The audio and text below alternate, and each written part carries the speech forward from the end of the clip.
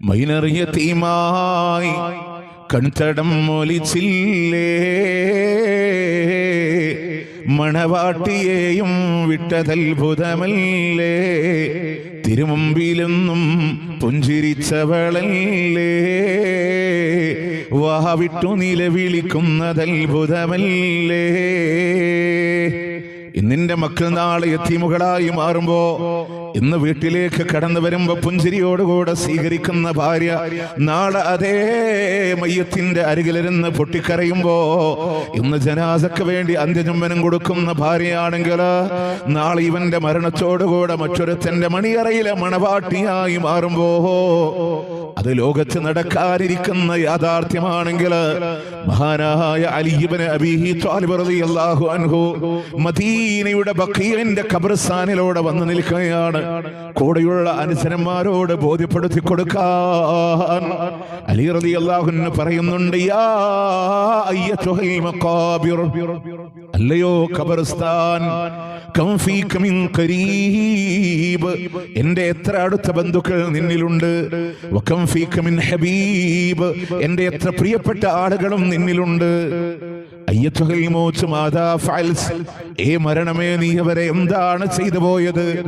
എന്നിട്ട് അലി ഇബ്നു അബീ ത്വാലിബ് റളിയല്ലാഹു അൻഹു പറയാണ്, അകൽതുൽ ഐനൈൻ, അവരുടെ കണ്ണുകളെ ഞാൻ തിന്നു എന്നാണ്.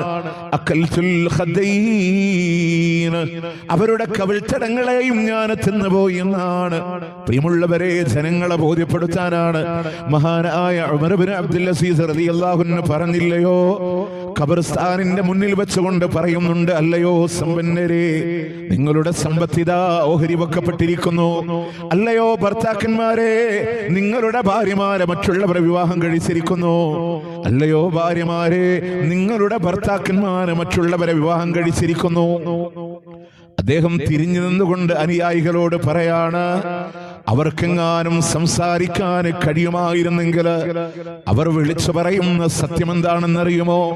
ഞങ്ങൾ നേടിയെടുത്ത ആരാധനകളും ആർജിച്ചെടുത്ത തഖ്വയുമില്ലാതെ ഞങ്ങളുടെ കയ്യിൽ ഒന്നുമില്ല എന്നവരെ വിളിച്ചു പറയുമായിരുന്നു എന്ന് മഹാനായ ഉമർ ഇബ്നു അബ്ദുൽ അസീസ് റളിയല്ലാഹു അൻഹു. നമ്മളൊക്കെ അറിയിക്കേണ്ട വിഷയം അതാണ്.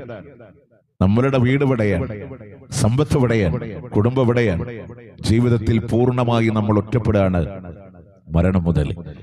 അവിടെ നിന്നിട്ട് ആരും ഉണ്ടാവില്ല, ഇല്ല. കണ്ണെത്താ ദൂരത്ത് മലായിക്കത്തുകൾ ഇങ്ങനെ വ്യാപിക്കുമ്പോ റൂഹ് പിടിക്കാൻ കണ്ണിന്റെ മറ അല്ലാഹ് നീക്കിക്കളയുമെന്ന് 50-ാം അധ്യായം സൂറത്ത് ഖാഫ്.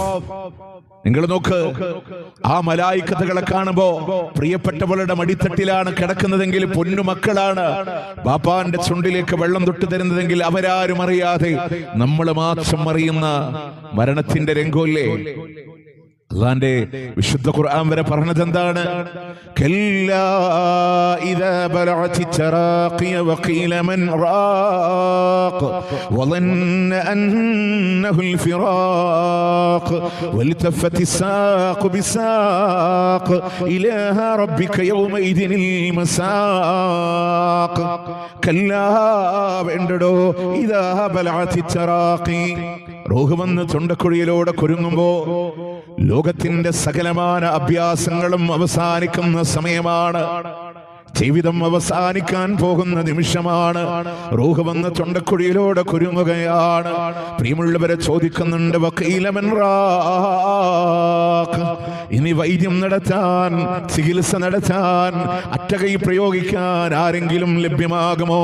എങ്ങനെയെങ്കിലും ദുനിയാവിലേക്കൊന്ന് തിരിച്ചു വരാൻ സാധ്യമാകുമോ? അവൻ മനസ്സിലാക്കുന്നുണ്ട്, കഴിയുന്നില്ല. വദന്ന അന്നഹുൽ ഫിറാഖ്, അവരുടെ വേർപാടിന്റെ സമയമാണെന്നവരെ മനസ്സിലാക്കുന്നുണ്ട്. ഇനി മരണമല്ലാതെ മറ്റൊന്നും എന്റെ മുമ്പിലില്ല എന്ന യാഥാർത്ഥ്യത്തെ തിരിച്ചറിയുമ്പോ വേദന സഹിക്കാൻ കഴിയണില്ല.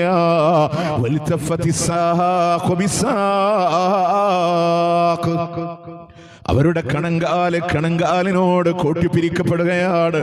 അസഹ്യമായ വേദനയാണ്, സഹിക്കാൻ കഴിയാത്ത വേദനയാണ്. ഇലാ റബ്ബിക യൗമഇദിനിൽ മസാഖ്, നിന്റെ രക്ഷിതാവിലേക്കാണ് നിന്നെ നയിക്കപ്പെടുന്നത് എന്നാണ്. പ്രിയമുള്ളവരെ, ആ വേദന കടിച്ചമർച്ചുമ്പോ ഏതോ ഒരു പ്രത്യേകമായ ദിശയിലേക്ക് കണ്ണുനട്ട് കണ്ണിലൂടെ ഒലിച്ചിറങ്ങുന്ന കണ്ണുനീര് പോലും സ്വന്തം കരങ്ങളെ കൊണ്ട് തുടക്കാൻ കഴിയാതെ നിസ്സഹായനായി കാത്തുകെട്ടിക്കിടക്കുമ്പോ ഒരാളും സാന്ത്വനമേകാനില്ല, ഒരാളും ആ വേദന അറിയുന്നില്ല. നമ്മൾ മാത്രം അനുഭവിക്കുന്ന വേദനയാണെങ്കിൽ പ്രിയമുള്ളവരെ, വീട്ടിൽ നിന്ന് മയ്യത്തിറക്കുമ്പോ പ്രിയപ്പെട്ടവള് കരയുന്നുണ്ട്, എനിക്കിനി ആരാ? എന്റെ പെങ്ങളെ, നിനക്ക് നിന്റെ ബാപ്പയുണ്ട്, സഹോദരന്മാരുണ്ട്, ബന്ധുമിത്രാദികളുണ്ടെങ്കിൽ ആ പോകുന്ന മനുഷ്യന് ഇനി ആരാ? നടന്നു നീങ്ങുന്ന ജനസഞ്ചയത്തിലെ അങ്ങേ തലക്കല് ആടിയുലയുന്ന മയ്യത്ത് കട്ടിലില് എന്റെ മയ്യത്താണെങ്കിലോ റബ്ബേ, ഒറ്റക്കല്ലേ പ്രിയമുള്ളവരെ, പൂർണ്ണമായും ഒറ്റക്കാണ്. ആ സമയത്ത് ജീവിതത്തിലെ കളവ് പറയാത്ത, ലോകത്തിന്റെ മുത്ത് പറയാ, പുരുഷന്മാരവരുടെ ഷോൾഡറിലേക്ക് മയ്യത്തെടുത്ത് വെക്കുമ്പോ ഇതാ കാനത്ത് സ്വാലിഹ, അത് സ്വാലിഹായ മയ്യത്താണെങ്കിൽ പറയുന്നുണ്ട്, ഖദ്ദിമോനി, എന്നെ നിങ്ങൾ വേഗത്തിലൂടെ കൊണ്ടുപോകണേ. സ്വാലിഹ, അത് നരകാവകാശിയായ മയ്യത്ത് ആണെങ്കിൽ പ്രിയമുള്ളവരെ, ഇട്ടേച്ചു പോയ യതീമായ മക്കളുടെ ചിന്തകളില്ല, തീർക്കാത്ത വീടിന്റെ അവസ്ഥകൾ എന്താണെന്ന ചിന്തയില്ല, നാളെ മുതൽ എന്റെ ഭാര്യ എങ്ങനെയാണ് ജീവിക്കുന്നതെന്ന ചിന്തകളല്ല വരുന്നത്. മറിച്ച മയ്യത്തിന്റെ നിലവിളി എന്താണ്? യാ വൈലഹാ ഐന തദ്ഹബൂന ബിഹാ, ഇതിന്റെ നാശമേ, ഇതിന്റെ നാശമേ, എങ്ങോട്ടാ നിങ്ങൾ കൊണ്ടുപോകുന്നത് എന്ന് വിലപിക്കുമ്പോ മക്കളുടെ ഷോൾഡറിലുള്ള വാപ്പാന്റെ മയ്യത്താണോ? വാപ്പാന്റെ നിലവിളി കേൾക്കാൻ മക്കളെ കൊണ്ട് സാധ്യമില്ല. കരയണ്ട വാപ്പാ, ഞാനില്ല കൂടെ എന്ന് പറയാൻ പോലും സാധ്യമില്ല. പൊന്നുമാരോട് സാന്ത്വനം കൊടുക്കാൻ സാധ്യമില്ല. ആരാണ് മരിച്ചതെങ്കിൽ ഒറ്റക്കറിയുന്ന നിമിഷമാണെങ്കിൽ കൊണ്ടുപോയി കബറിലൂടെ ഇറക്കി വെക്കുമ്പോ അവിടെയും ലോകത്തിന്റെ മുത്ത് പറഞ്ഞില്ലയോ, കബറ് വല്ലാതെ മനുഷ്യനെ ഇടുക്കി കളയുമെന്നാണ്. ഒരാള് പോലും അതിൽ നിന്ന് രക്ഷപ്പെടൂല. ഒരു കുട്ടി പോലും അതിൽ നിന്ന് രക്ഷപ്പെടൂല. എത്രത്തോളം പറഞ്ഞു എന്നറിയുമോ?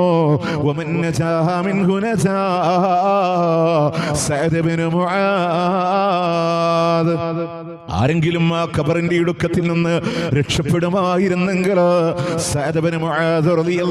രക്ഷപ്പെടുമായിരുന്നു എന്നാണ്. പ്രിയമുള്ളവരെ, ബദറിലും മുഹദിലും ഖന്തഖ് യുദ്ധത്തിലും പങ്കെടുത്ത മഹാനാണ്. ബനൂ അശ്അൽ ഗോത്രത്തെ മുഴുവനായി ഇസ്ലാമിലേക്ക് കൊണ്ടുവന്ന മഹാരഥനാണ്. അഹ്സാബ് യുദ്ധത്തിൽ ഇബ്നു അറഖ് എന്ന് പറയുന്ന മനുഷ്യൻ ചെയ്ത അമ്പ് തന്റെ മുറിവിലൂടെ, ഞരമ്പിലൂടെ തട്ടിയിട്ട് ഞരമ്പ് മുറിഞ്ഞിട്ട് മദീനയുടെ മസ്ജിദുൻ നബവിയുടെ ഓരങ്ങളിലൂടെ ടെന്റ് കെട്ടി പരിചരിക്കുമ്പോ ഒരു ദിവസം അസ്ർ കഴിഞ്ഞിറങ്ങുന്ന ലോകത്തിന്റെ പ്രവാചകനെ കാണുന്നത് ഒരാട് ചാടി ആടിന്റെ കുളമ്പ് തന്റെ മുറിവിലൂടെ തട്ടി രക്തം വാർന്ന് സഅദ് ഇബ്നു മുആദ് റളിയല്ലാഹു അൻഹു ലോകത്തോട് വിട പറഞ്ഞപ്പോ അല്ലാഹുവിന്റെ മുത്ത് റസൂൽ ജനാസ മടിത്തട്ടിലോടെ എടുത്തു വെക്കുന്നുണ്ട്. അവിടെന്ന് പറഞ്ഞ വാക്കെന്താണെന്നറിയോ? ഇഹ്തസ്സൽ അർശു, അല്ലാഹുവിന്റെ സിംഹാസനമാകുന്ന അർശ് പോലും കിടുങ്ങിപ്പോയിട്ടുണ്ട്. റഹ്മത്തിന്റെ മലക്കുകൾ സഫ് സഫായി കാത്തു നിന്നത് എന്തിനാണെന്നറിയോ? സഅദ് ഇബ്നു മുആദിന്റെ റൂഹിനെ കൊണ്ടുപോകാനാണെങ്കിൽ അങ്ങനെയുള്ള സഅദ് ഇബ്നു മുആദിന്റെ ജനാസ ഖബറിലൂടെ ഇറക്കി വെക്കുമ്പോ സുബ്ഹാനല്ലാഹ്, ഖബർ വല്ലാതെ ഇടുക്കി കളഞ്ഞുവെന്ന പ്രിയമുള്ളവരെ, ഒരാൾക്കും ഒരാളെയും സാന്ത്വനം കൊടുക്കാൻ കഴിയില്ല. പൊന്നുമ്മാന്റെ മയ്യത്ത് ഖബറിലൂടെ ഇറക്കി വെക്കുമ്പോ ഖബറിനോട് പറയാൻ പറ്റോ? ഖബറേ, എന്റെ ഉമ്മാന്റെ മയ്യത്താണ്, ഇടുക്കല്ലേ ഖബറേ. എന്തിനേറെ ഇന്നലെ വരെ വീടിന്റെ മുറ്റത്തോട് നടന്ന് കളിച്ചിരുന്ന 3 4 വയസ്സായ പിഞ്ചോമന മക്കളുടെ മയ്യത്തില്ലയോ? ഇറക്കി വെക്കുമ്പോ പറയാൻ പറ്റോ? ഒരു വടിയെടുക്കുമ്പോ കരയുന്ന മോന്, അവനെ ഇടുക്കല്ലേ ഖബറേ എന്ന് പറയാൻ സാധ്യമല്ല, അറിയാനും സാധ്യമല്ല. പൂർണ്ണമായും ഒറ്റക്കാണ്. ഖബറിലൂടെ മറമാടിയിട്ട് ആളുകൾ എങ്ങനെ പിരിഞ്ഞു പോകുമ്പോ പ്രിയമുള്ളവരെ മേടക്ക് പകരം മളമാ സുബ്ഹാനാ റബ്ബി അതിൽ കിടക്കേണ്ടതാണ് സമാനാ. ചിതലും പുഴുക്കൽ തവളം പെരുത്തുണ്ടതിൽ സന്തോഷമാണവകൾക്ക് നീ ചെല്ലുന്നതിൽ. പൊൻവർണ്ണ കോമള മൃദുലമായ ശരീരമിൽ സമരത്തിലാണ് പരസ്പരം തിന്നുന്നതിൽ. ചിതലും പുഴുക്കളും ശരീരത്തിലൂടെ മുഴം വെച്ച് നീങ്ങാൻ തുടങ്ങുമ്പോ പ്രിയമുള്ളവരെ ദുനിയാവിലൂടെ ജീവിച്ച കോട്ടുകൊട്ടാരങ്ങൾക്ക് പകരം 6 അടി മണ്ണാ റബ്ബി അതിൽ കിടക്കേണ്ടതാണ് സമാനാ. ബർസഖിന്റെ കാലങ്ങളുടെ നീളം ഇതാ കിടക്കേണ്ടതും ആ ഖബറിലാണെങ്കിൽ പ്രിയമുള്ളവരെ അതിലൂടെ മറമാടിയിട്ട് ഓരോ കല്ല് വെക്കും തോറും ഇരുട്ട് വീഴുന്ന ഖബറില് അവസാനത്തെ കല്ല് വെക്കുന്നതോടുകൂടെ കുറ്റാക്കൂരിരുട്ടായി മാറുമ്പോ അതിന്റെ മേലെ മണ്ണും കടച്ചു മൂടിയിട്ട് മറമാടി ആളുകൾ എങ്ങനെ പിരിഞ്ഞു പോകുമ്പോ അല്ലാഹുവിന്റെ ഹബീബ് പറയാണ് ഖറാനി ആള് ചെരുപ്പിന്റെ വാറുകളുടെ ശബ്ദമില്ലയോ അല്ലാഹു മയ്യത്തിനോട് കേൾപ്പിച്ചു കൊടുക്കുകയാ.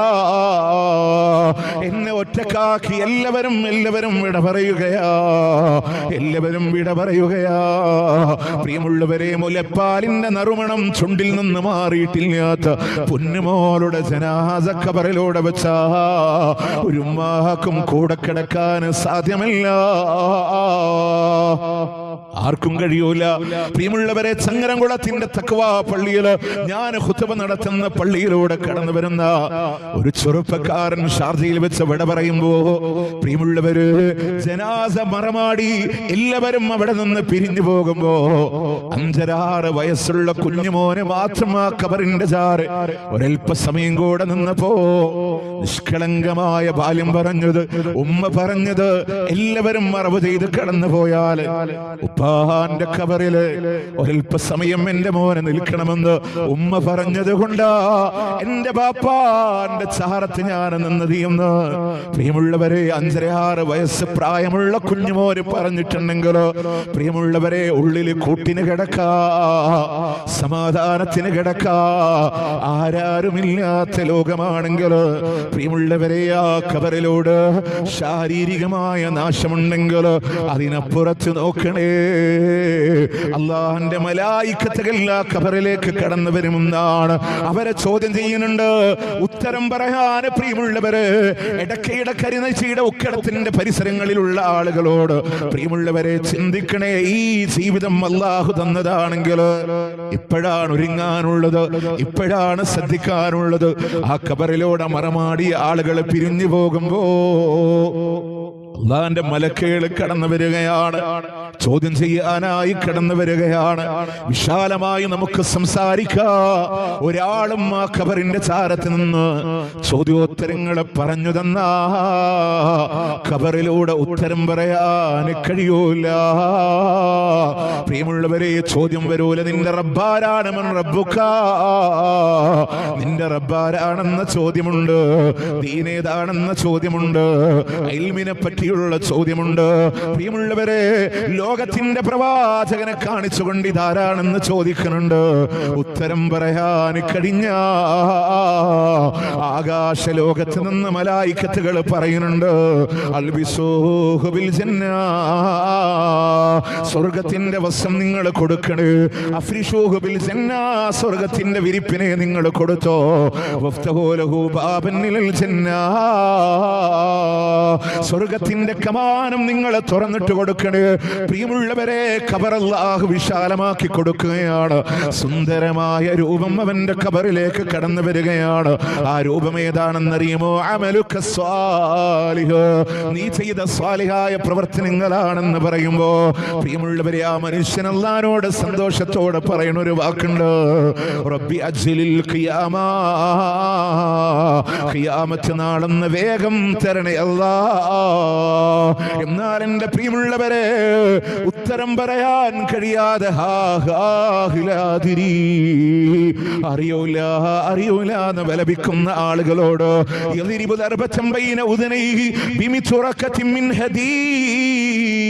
ഇരുമ്പിന്റെ ചുറ്റിക പോലുള്ള ആയുധങ്ങൾ കൊണ്ട് അവരുടെ രണ്ട് കാതുകൾക്കും മധ്യത്തിലൂടെ അടിക്കുകയാ. അവർ ഭൂമിയിലേക്ക് ആണ്ടുപോകുന്നുണ്ട് എന്ന് മാത്രമല്ല, പൊന്തി വരുമ്പോ വീണ്ടും അവർക്ക് പ്രഹരമാ. ആ ആയുധത്തിന്റെ കനമറിയുമോ നിങ്ങൾക്ക്? അതുകൊണ്ടൊരു പർവ്വതത്തിന്റെ ശിഖരത്തിലാണ് അടിക്കുന്നത് എങ്കിൽ ആ പർവ്വതം പോലും പരിപൂർണമായി മണ്ണായി പോകുമാറ് കനമുള്ള ആയുധമാ. ആകാശലോകത്ത് നിന്ന് വിളിച്ചു പറയുന്ന മലക്കുകൾ പറയുന്നുണ്ട്, അൽബിസൂഹു ബിന്നാർ, നരകത്തിന്റെ വസ്ത്രം നിങ്ങളെ ധരിപ്പിക്കണേ, നരകത്തിന്റെ വിരിപ്പിനെ നിങ്ങൾ കൊടുക്കണേ, നരകത്തിന്റെ കമാനം അവന്റെ ഖബറിലേക്ക് നിങ്ങൾ തുറന്നിട്ട് കൊടുത്തു. പ്രിയമുള്ളവരെ, അവനോട് പറയൂലേ,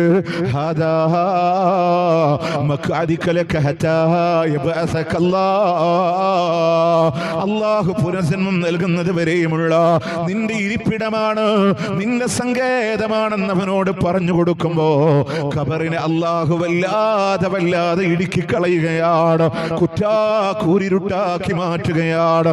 അവന്റെ ഖബറിലേക്ക് പേടിപ്പെടുത്തുന്ന ഒരു രൂപം ഇങ്ങനെ കടന്നു വരുന്നുണ്ട്. അവിടെ മോശപ്പെട്ട മുഖത്തിന്റെ ഉടമയാണ്, ദുർഗന്ധം വമിക്കുന്നുണ്ട്, വല്ലാതെ ഭയം ജനിക്കുന്നുണ്ട്.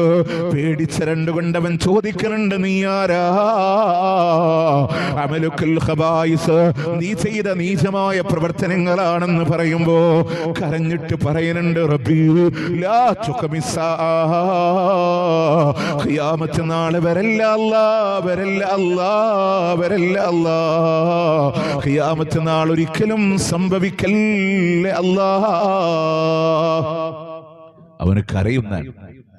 പ്രിയമുള്ളവരെ, ആ വിലാപങ്ങളെ കൊണ്ടൊന്നും കാര്യമില്ല. അതുകൊണ്ടാണ് മരണാനന്തര ജീവിതം അവനവന് വേണ്ടി. ഈ സമയത്ത് നമ്മൾ ശ്രമിക്കണം, അതല്ലാതെ നിർവാഹമില്ല. പിന്നെ കിട്ടാനുള്ള വഴികളുണ്ട്, അത് ഇൻഷാ അല്ലാഹ് നമ്മൾ സൂചിപ്പിക്കും. ആ ഖബറിൽ ആരാണ് നിന്റെ റബ്ബ് എന്ന് ചോദിക്കുമ്പോൾ ഉത്തരം പറയണോ? റബ്ബി അല്ലാഹ്, എന്റെ റബ്ബ് അല്ലാഹുവാണെന്ന് പറയണോ?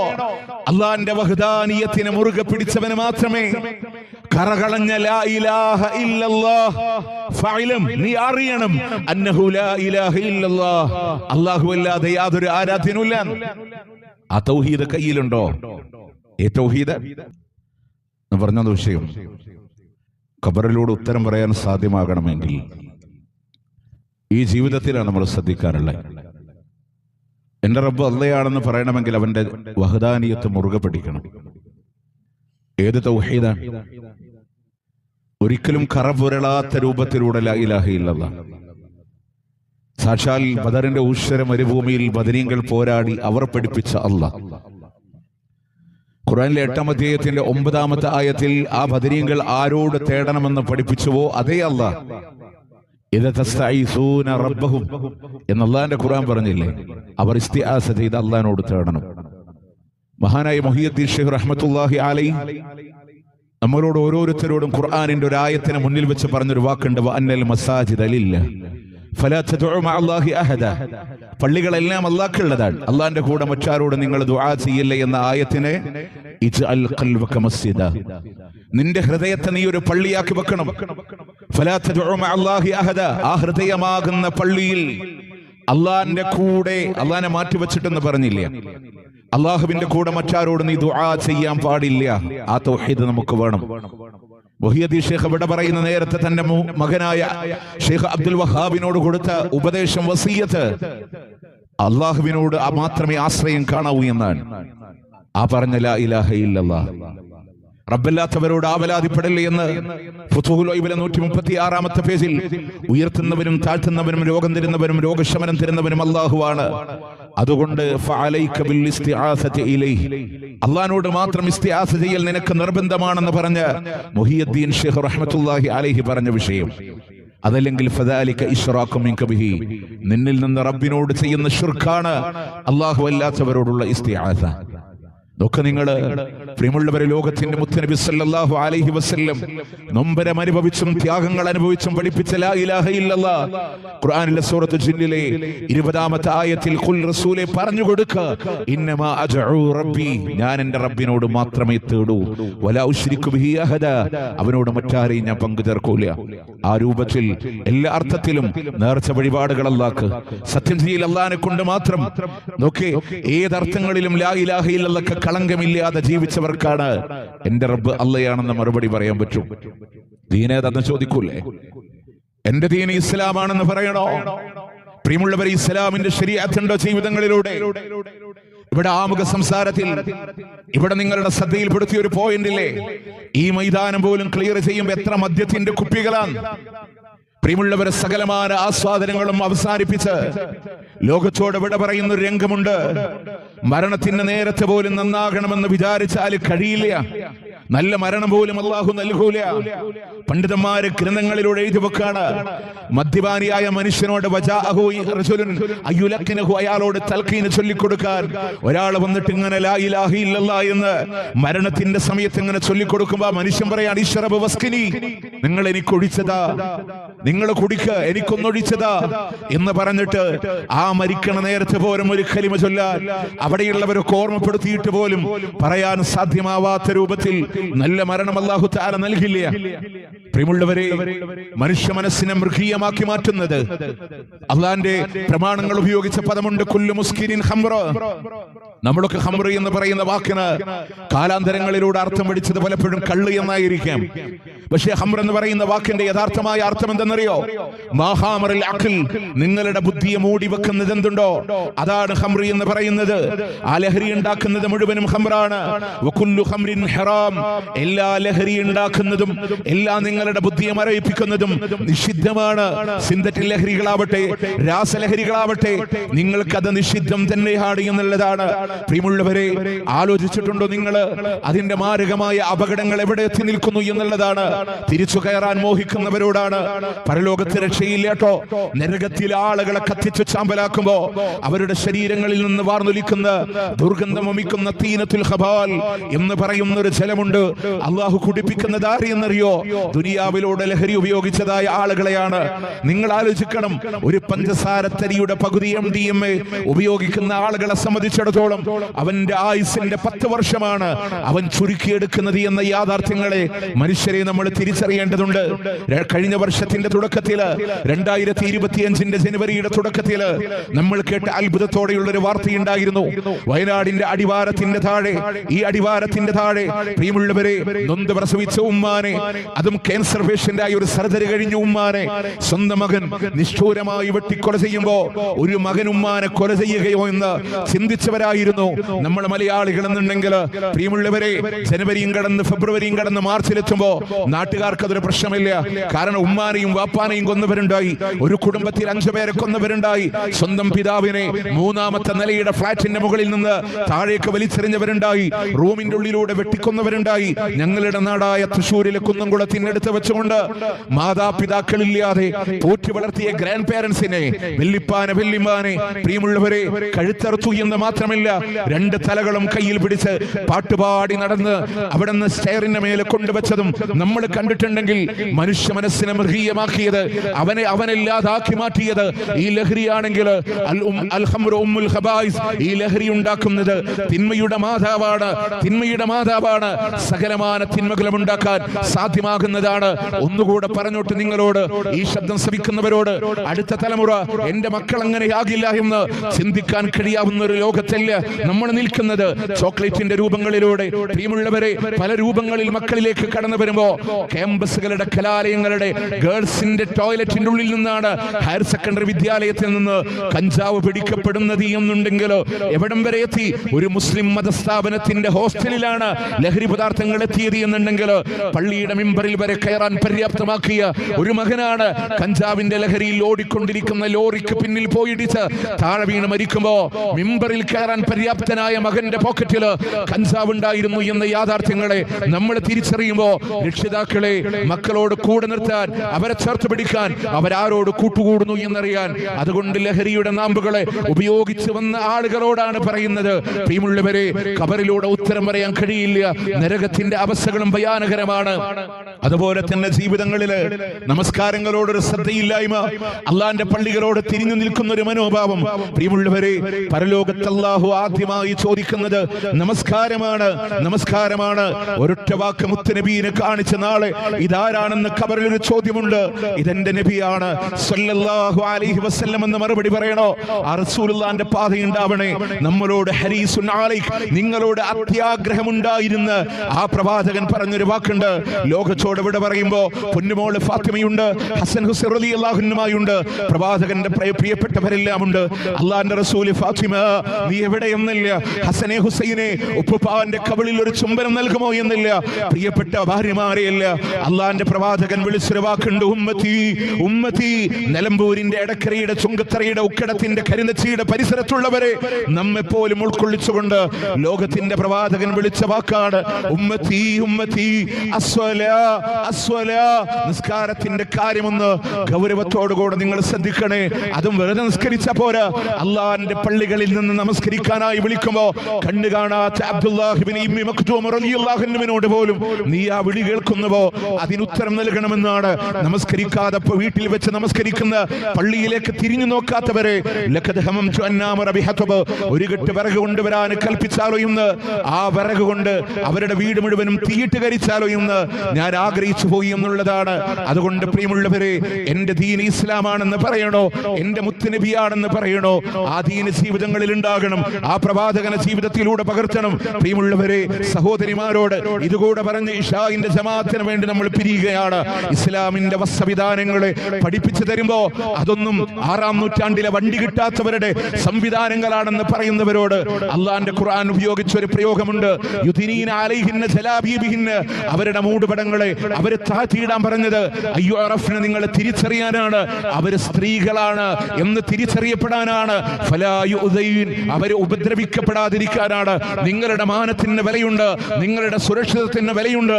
ഒരാളും നിങ്ങളിലേക്ക് അകാരണമായി തിരിഞ്ഞു നോക്കാതിരിക്കാനാണ്. പ്രിയമുള്ളവരെ, അള്ളാന്റെ ഹബീബ് പറഞ്ഞത് ആരോടാണെന്നറിയോ? യാ അയ്യുഹൻ നബിയ്യു ഖുൽ ലി അസ്വാദിക വബനാതിക വനിസാഇൽ മുഅ്മിനീൻ. നബിയെ, താങ്കളുടെ ഭാര്യമാരോട്, പെൺമക്കളോട്, ലോകൈകരായ മുഅ്മിനാത്തുകളോട്, വീട്ടിൽ നിന്ന് തുടങ്ങിയ ലോകത്തിന്റെ പ്രവാചകൻ സല്ലല്ലാഹു അലൈഹി വസല്ലം പറഞ്ഞ അധ്യാപനമാണ്. ഒരൊറ്റ വാക്ക് എനിക്ക് ആഡ് ചെയ്യാറുള്ളൂ. പ്രവാചകൻ പറയാണ്, നിസാഉൻ കാസിയാത്തുൻ ആരിയാത്തുൻ മായിലാത്തുൻ മുമീലാത്തുൻ. ഒരു കൂട്ടം സ്ത്രീകളുണ്ട്, അവർ ചാഞ്ഞും ചെരിഞ്ഞും നടക്കുന്നവരാണ്. അവരുടെ തലയുടെ മുടികൾ ഒട്ടകത്തിന്റെ പൂഞ്ഞ പോലെ, അവരുടെ തലകൾ ആകർഷണീയത വരുത്താൻ, മറ്റുള്ളവരെ ശ്രദ്ധിക്കാൻ തലയുടെ മുടി പോലും ആകർഷണീയത വെക്കുന്നവർ. പിന്നെ പറഞ്ഞൊരു വാക്കുണ്ട്, അവർ വസ്ത്രം ധരിച്ചിട്ടുണ്ടെങ്കിലും ആരിയാത്ത്, നഗ്നരാണ്.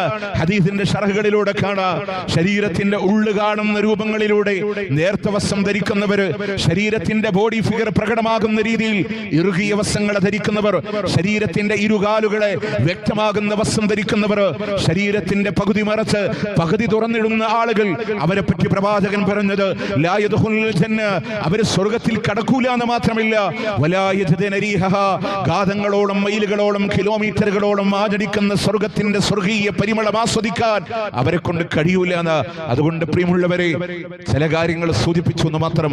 ഖബറിലോട് ഉത്തരം പറയാൻ, ഇങ്ങനെ നിരവധി മുത്തുനബിയെ അനുസരിക്കാൻ, പ്രവാചകന്റെ സുന്നത്തിനെ പിന്തുടരാൻ, ബിദ്അത്തുകളെ ഒഴിവാക്കാൻ, ദീനിനെ മുറുകെ പിടിക്കാൻ.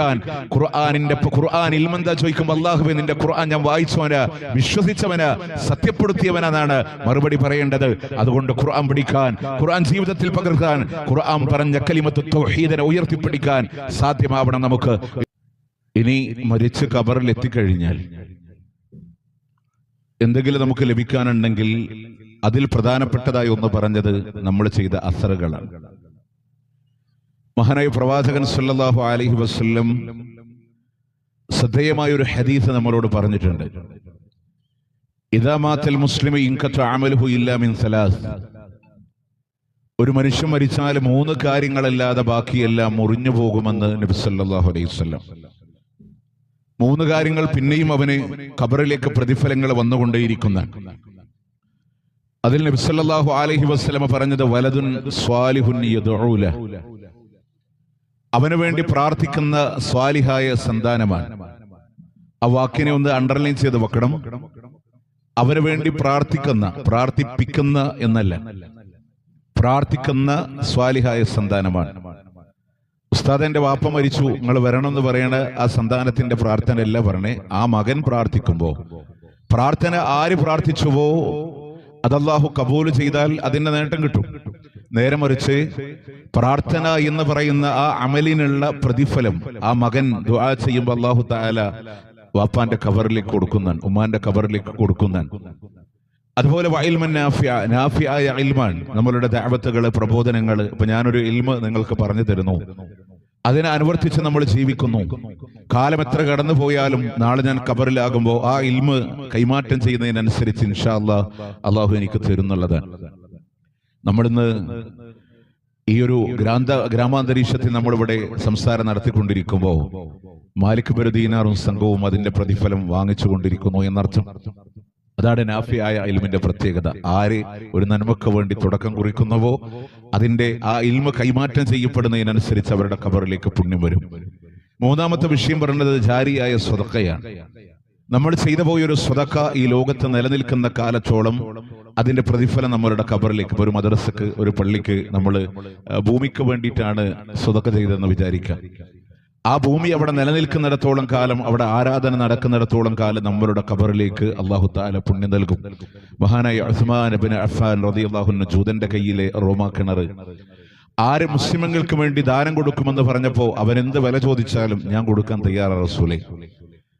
ഈ അടുത്ത കാലഘട്ടം വരെയും ആ കിണറിലെ വെള്ളം ഉപയോഗിച്ചിട്ടുണ്ടെങ്കിൽ അതിന്റെ പ്രതിഫലം അദ്ദേഹത്തിന്റെ ഖബറിലേക്കാണ്. ഇന്ന് അതിൽ നിന്ന് വെള്ളം ഉപയോഗിക്കാൻ കഴിയാത്തത് കൊണ്ട് തന്നെ ഹെക്ടർ കണക്ക് സ്ഥലങ്ങളിലൂടെ സൗദി ഔക്കാഫ് ഈത്തപ്പനകൾ നട്ട് ആ കിണറ്റിലെ വെള്ളം കൊണ്ട് അതിനെ നനച്ച് അതിലെ പഴങ്ങൾ വിവിധ രാജ്യങ്ങളിലേക്ക് അയച്ചു കൊടുക്കുമ്പോൾ അതിന്റെ അർത്ഥം ഇന്നും അതിന്റെ പ്രതിഫലം ഉസ്മാൻ ഇബ്നു അഫ്ഫാൻ റളിയല്ലാഹു അൻഹുവിന്റെ ഖബറിലേക്ക് ഒഴുകിക്കൊണ്ടിരിക്കുന്നു എന്നാണ്.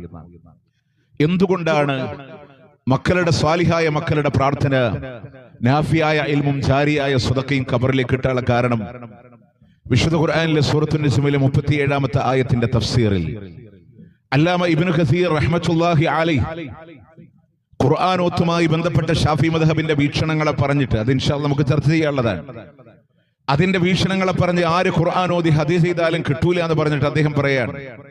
എന്നാൽ ഈ ഹദീസ് എടുത്തുദ്ധരിച്ച് സ്വാലിഹീങ്ങളായ മക്കളുടെ പ്രാർത്ഥനയും നാഫിയായ ഇൽമും ജാരിയായ സ്വതക്കയും അവരുടെ ഖബറിലേക്ക് കിട്ടുമെന്ന് പറഞ്ഞിട്ട് അദ്ദേഹം അതിനെ തെളിവുദ്ധരിച്ചത് അല്ലാഹു തആല പറഞ്ഞത് വനക്തുബു മാ ഖദ്ദമു വആസാറഹും വകുല്ല ഷൈഇൻ അഹ്സൈനാഹു ഫീ ഇമാമിൻ മുബീൻ. അവർ ചെയ്തതും അവരുടെ അസറുകളും അവർ കാരണമായി മക്കളെ സ്വാലിഹീങ്ങളായി വളർത്തിയത് ഈ വാപ്പയാണ്. അതുകൊണ്ടാണ് മകൻ, ആ സ്വാലിഹായ മകൻ ദുആ ചെയ്തപ്പോൾ വാപ്പാന്റെ ഖബറിലേക്ക് പുണ്യം കിട്ടിയത്.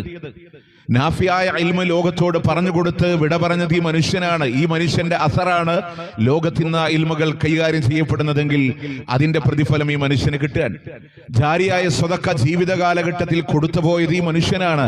അതുകൊണ്ടാണ് അതിന്റെ അസറാണ് ലോകത്തിങ്ങനെ നടന്നുകൊണ്ടിരിക്കുന്നത്, ആളുകൾ അതിന്റെ പ്രയോജനം ശ്രദ്ധിക്കുന്നത് എന്നുള്ളത് കൊണ്ടാണ് ആ മനുഷ്യന്റെ ഖബറിലേക്ക് അതിന്റെ പുണ്യം ഒഴുകാനുള്ള കാരണം എന്നുള്ളതാണ്. ഇനി പ്രിയമുള്ളവരെ, മരിച്ചുപോയ ആളുകളോട് നമുക്ക് ചെയ്യാനുള്ള കടമകൾ എന്താണ്? അല്ലാഹുവിന്റെ മുത്ത് റസൂൽ സല്ലല്ലാഹു അലൈഹി വസല്ലം ഉസ്മാൻ ഇബ്നു മൽഊൻ റളിയല്ലാഹു അൻഹു ലോകത്തോട് വിട പറഞ്ഞപ്പോ, അതുപോലെ തന്നെ മഹാനായ അബൂ സലമ റളിയല്ലാഹു അൻഹു ലോകത്തോട് വിട പറഞ്ഞപ്പോ അല്ലാഹുവിന്റെ ഹബീബ് സല്ലല്ലാഹു അലൈഹി വസല്ലം പ്രാഥമിക നടപടികൾ പറഞ്ഞു തന്നിട്ടുണ്ട്. ചെയ്യാനുള്ള കാര്യങ്ങളിൽ ആ മയ്യത്തിന്റെ കണ്ണുകളോട് അടച്ചു കൊടുക്കാൻ. കാരണം ആ കണ്ണുകൾ റൂഹിനെ പിന്തുടരുമ്പോ അവന്റെ കണ്ണുകളെ നിങ്ങൾ അടച്ചു കൊടുക്കണമെന്ന് നബി സല്ലല്ലാഹു അലൈഹി വസല്ലം. അതുപോലെ തന്നെ പിന്നീട് പണ്ഡിതന്മാര് ചർച്ച ചെയ്തത് വയറിന്റെ മേലെ കനങ്ങളെ കയറ്റിവെക്കാൻ, അവന്റെ കൈകാലുകളൊന്ന് ശരിപ്പെടുത്തി വെക്കാൻ തുടങ്ങി മയ്യത്തിനോട് മരിച്ച ഉടനെ പ്രാഥമികമായി ചെയ്യേണ്ട കാര്യങ്ങള് അവിടെ നമുക്ക് ആർക്കും തർക്കമില്ല, ഇല്ല, അതൊക്കെ നമ്മൾ ചെയ്തു കൊടുക്കേണ്ട കാര്യങ്ങളാണ്. എന്നാൽ എന്റെ പ്രിയമുള്ളവരെ, ആചാരങ്ങളായി എന്തൊക്കെ വിഷയങ്ങൾ നടത്തണം? സ്വാഭാവികമായിട്ടും ഒരുപാട് ആരോപണങ്ങള് ഈ പ്രോഗ്രാമിന്റെ സംഘാടകരായ മുജാഹിദുകളെ പറ്റി, വിസ്ഡം ഇസ്ലാമിക് ഓർഗനൈസേഷന്റെ ആളുകളെ പറ്റിയൊക്കെ പറയുന്ന ആളുകളുണ്ട്. മരിച്ചാല് പ്രാർത്ഥിക്കൂല, ദുആ ഇല്ലാത്ത ആളുകളാണ്, അവര് പ്രത്യേകിച്ച് ചടങ്ങുകളൊന്നും അവിടെ നടത്തൂല എന്നൊക്കെ പറയുന്ന ആൾക്കാരുണ്ട്. പ്രിയമുള്ളവരെ, ജനാസ കാണാനായി പോകുന്ന ആളുകളോട്, പൊതുസമൂഹത്തോട് മരിച്ച ആളുകൾക്ക് വേണ്ടിയുള്ള കടമ അല്ലാഹുവിന്റെ മുത്ത് റസൂൽ സല്ലല്ലാഹു അലൈഹി വസല്ലമ പഠിപ്പിച്ചു തന്നത് അവർക്ക് വേണ്ടി ദുആ ചെയ്യാനാ. അവർക്ക് വേണ്ടി നിങ്ങൾ പ്രാർത്ഥിക്കണേ. നോക്കണേ, ഖുർആൻ തന്നെ പറഞ്ഞില്ലയോ, വലിഇഖ്വാനിനല്ലദീന സബഖൂനാ ബിൽ ഈമാൻ. ഈമാൻ കൊണ്ട് ഞങ്ങളിൽ നിന്ന് മുൻകടന്നു പോയ ആളുകൾക്ക് റബ്ബന അഗ്ഫിർ ലനാ, അല്ലാഹുവേ ഞങ്ങൾക്ക് പുറത്തു തരണേ. ഞങ്ങളിൽ നിന്ന് മുമ്പേ വിട പറഞ്ഞു പോയ ഈമാനുള്ള ഞങ്ങളുടെ സഹോദരങ്ങൾക്ക് അവർക്കും നീ പുറത്തു കൊടുക്കണേ അല്ലാ എന്നവർക്ക് വേണ്ടി നമ്മൾ ദുആ ചെയ്യണമെന്നാ അള്ളാന്റെ മുത്ത് റസൂല് പഠിപ്പിച്ചതാണ്. പൊതുജനങ്ങളോട് ദുആ ചെയ്യാനായി പറയുന്നുണ്ട്. ആര് ജനാസ കാണാനായി കടന്നു വരുന്നുവോ അവരും ആ മയ്യത്തിന് വേണ്ടി പ്രാർത്ഥിക്കണമെന്നാണ്. മഹാനായ അബൂ സലമ റളിയല്ലാഹു അൻഹു ലോകത്തോട് വിട പറഞ്ഞപ്പോ അള്ളാന്റെ ഹബീബ് ഇങ്ങനെ കടന്നു വരികയാണ്. അവിടുന്ന് ദുആ ചെയ്തില്ലേ, അല്ലാഹുമ്മ അഗ്ഫിർ ലി അബീ സലമത, അല്ലാഹുവേ അബൂ സലമക്ക് നീ പുറത്തു കൊടുക്കണേ അല്ലാ,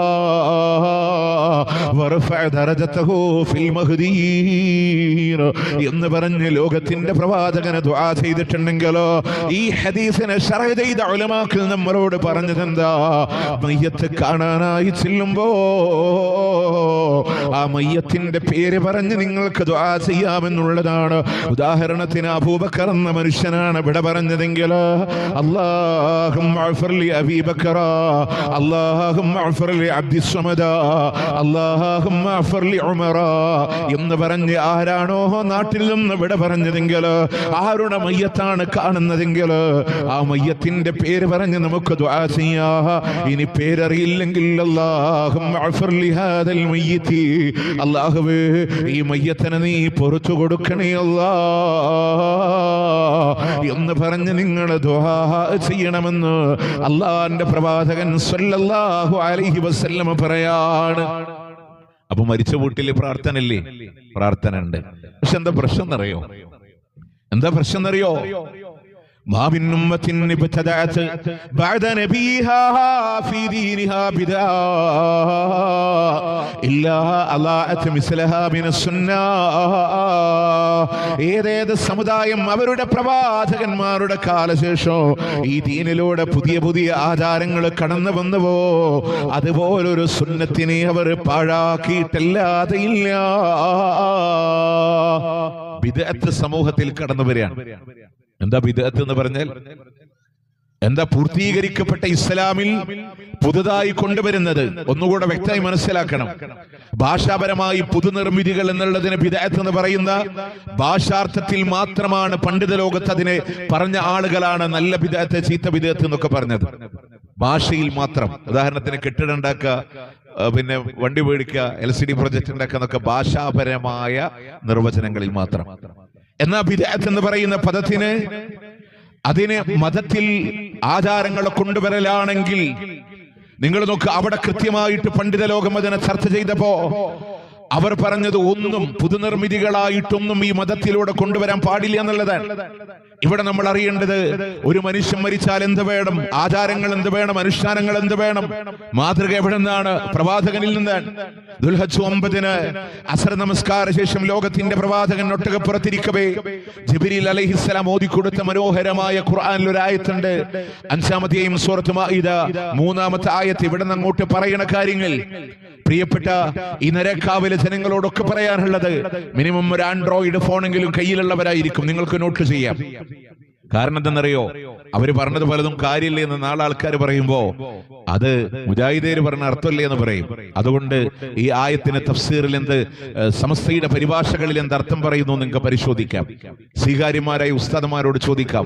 മരണാനന്തര അനാചാരങ്ങളുമായി ബന്ധപ്പെട്ട് ഷാഫി മദ്ഹബിലെ സമസ്ത ഗ്രന്ഥങ്ങളിലെ ഇബാറത്തുകൾ ഉദ്ധരിക്കുമ്പോ ഇതിന്റെ അർത്ഥം ഇങ്ങനെ തന്നെ അല്ലേ എന്ന് നിങ്ങൾക്ക് പരിശോധിക്കാം.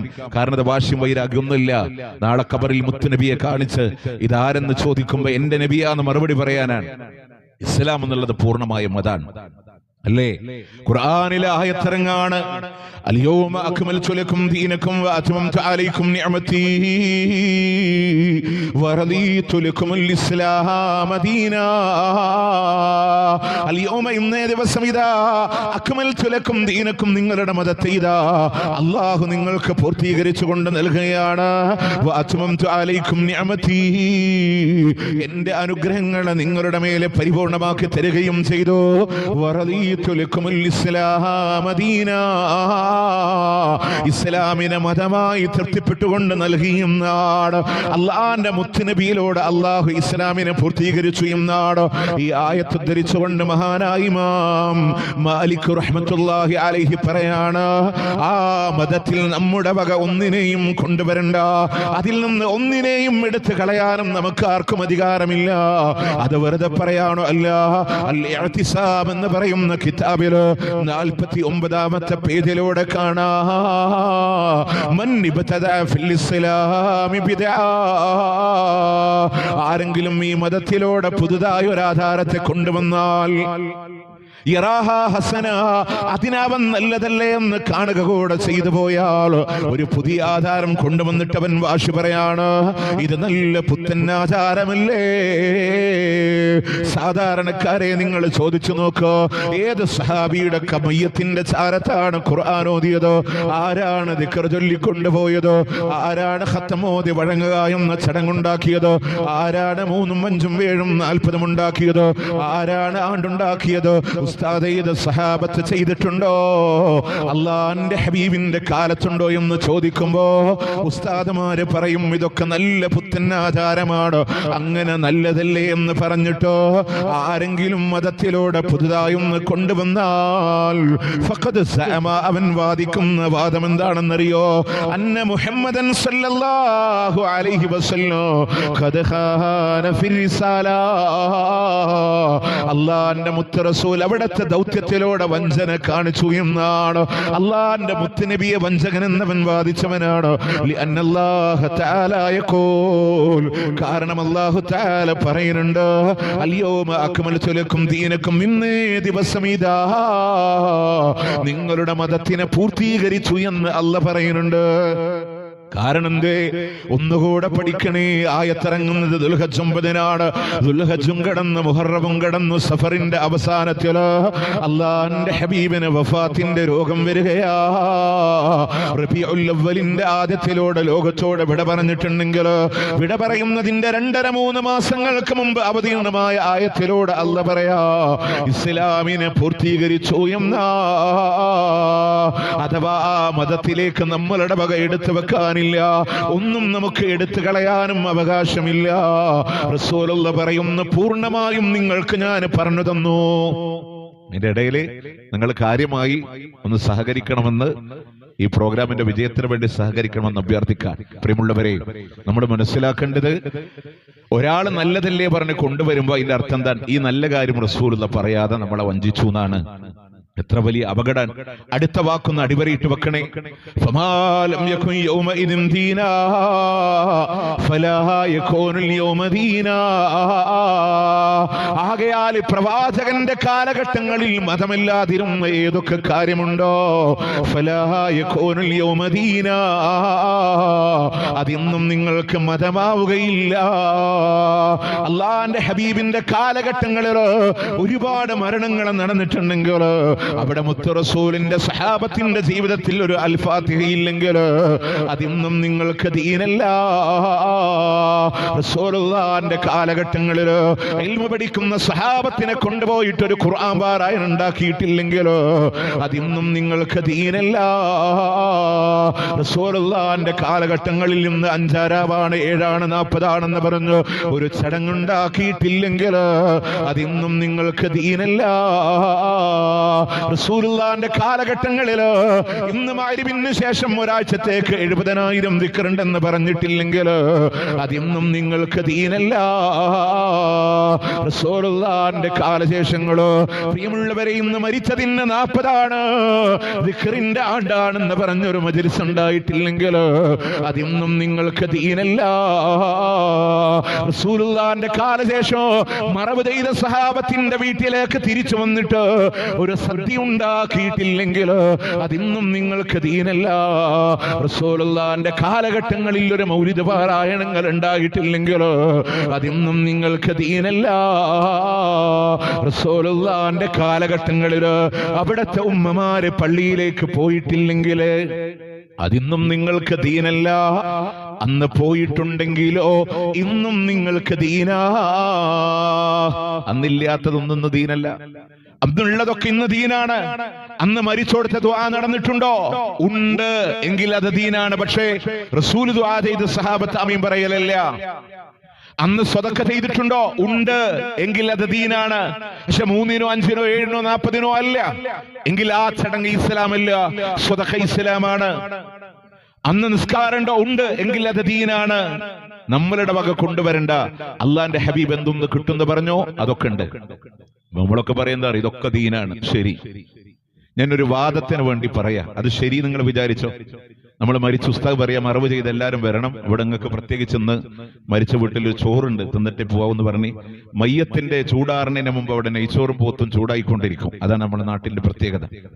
വേദന തോന്നും പ്രിയമുള്ളവരെ, ഇല്ലേ? എല്ലാരും ഒന്ന് ഭക്ഷണം കഴിക്കും. ഞാൻ പറയാം ദീനാണ് നിങ്ങൾ വിചാരിച്ചോളി.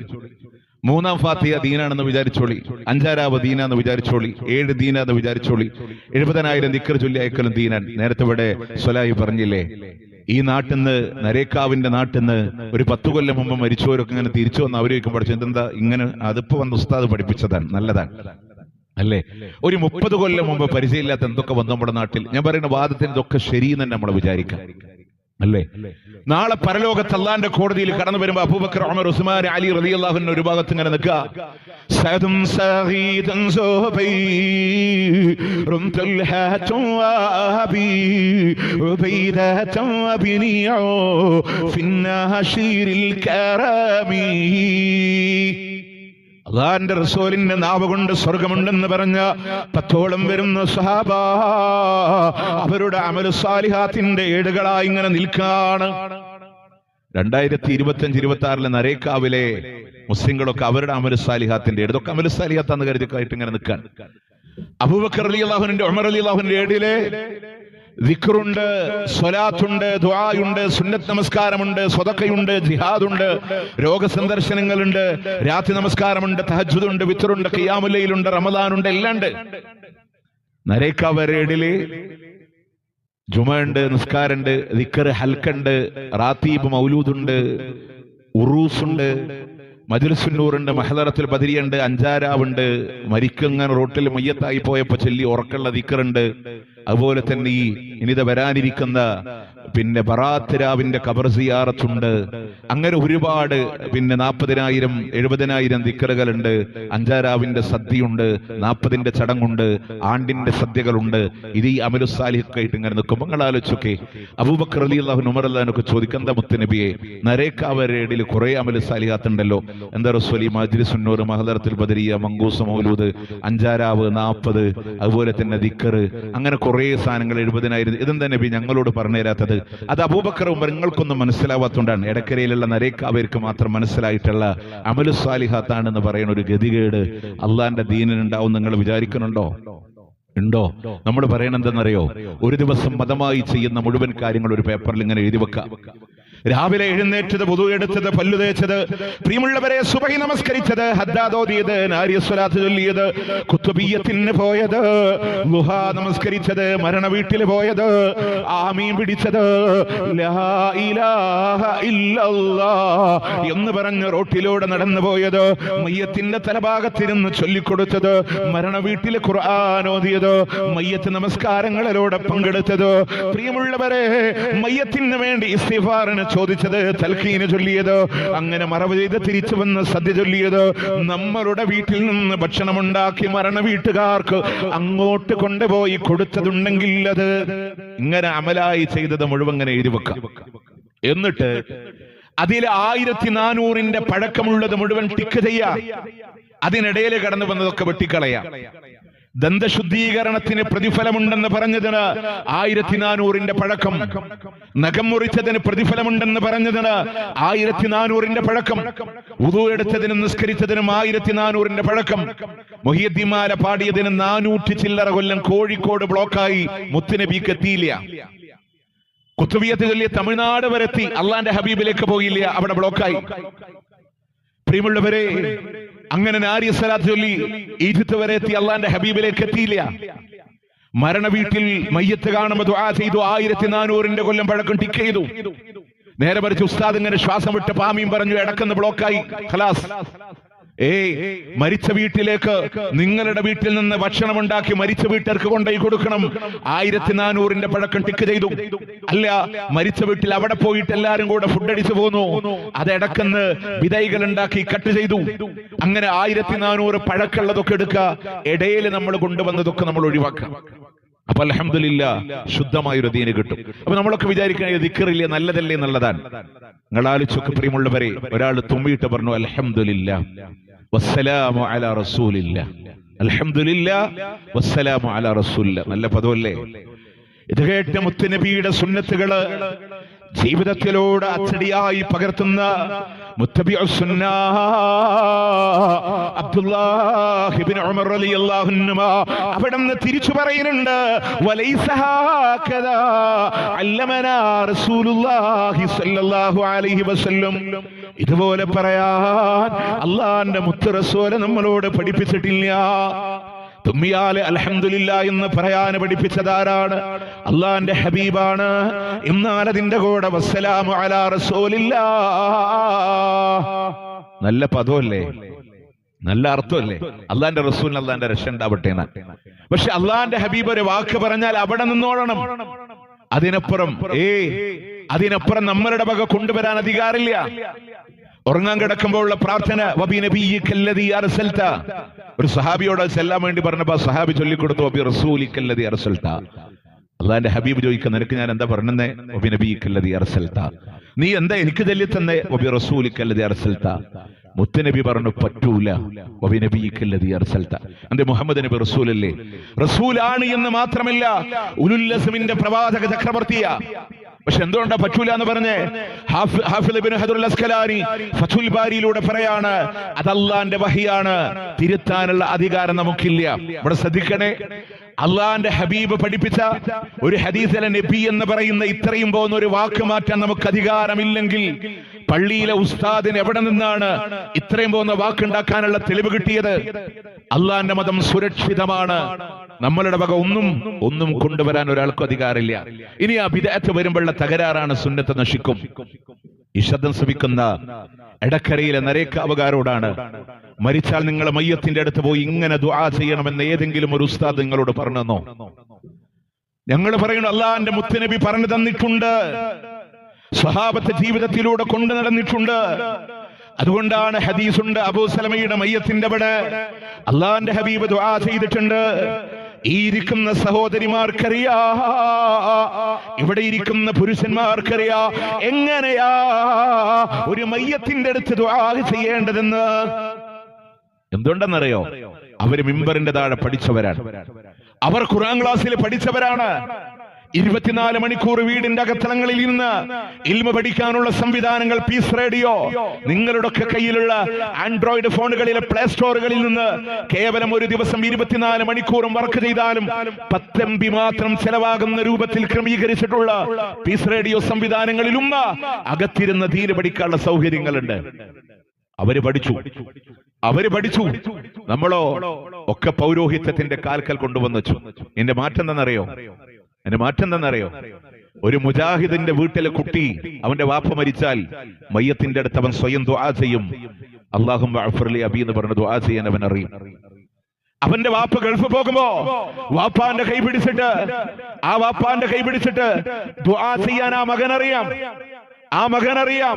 കാരണം മുത്തുനബി സല്ലല്ലാഹു അലൈഹി വസല്ലമ ദുആ ചെയ്യാൻ പഠിപ്പിച്ചു കൊടുത്തത് കേവലം മുജാഹിദിന്റെ മദ്രസയിലെ വിസ്തത്തിന്റെ അൽ ഹിക്മ സിലബസില് ഒരു 4ാം ക്ലാസ് പഠിക്കുമ്പോഴേക്കും ആ മോന് പറയുന്നുണ്ട് വാപ്പാക്ക് വേണ്ടി എങ്ങനെ ദുആ ചെയ്യണമെന്ന് അവൻ അറിയുന്നുണ്ടോ? നിങ്ങള് വാപ്പാന്റെ കബറിങ്ങ പോയി എങ്ങനെ പ്രാർത്ഥിക്കണമെന്ന് ആ മക്കൾക്കറിയാം. നേരെ മറിച്ച് സമസ്തയുടെ സിലബസ് പഠിച്ച മോൻ വേഗം ഓടും പള്ളിക്ക്, ഉസ്താദെ വാപ്പ മരിച്ചിട്ടുണ്ട്, ഉസ്താദെ വാപ്പ ഡ്രസ്സ് മാറിയിട്ടുണ്ട് പോവാൻ, അല്ലേ പുതിയാപ്പോൾ ഒരുങ്ങിയിട്ടുണ്ട്. മാറ്റം അവിടെയാണ് പ്രിയമുള്ളവരെ. അതുകൊണ്ട് ദുആ ചെയ്യാ.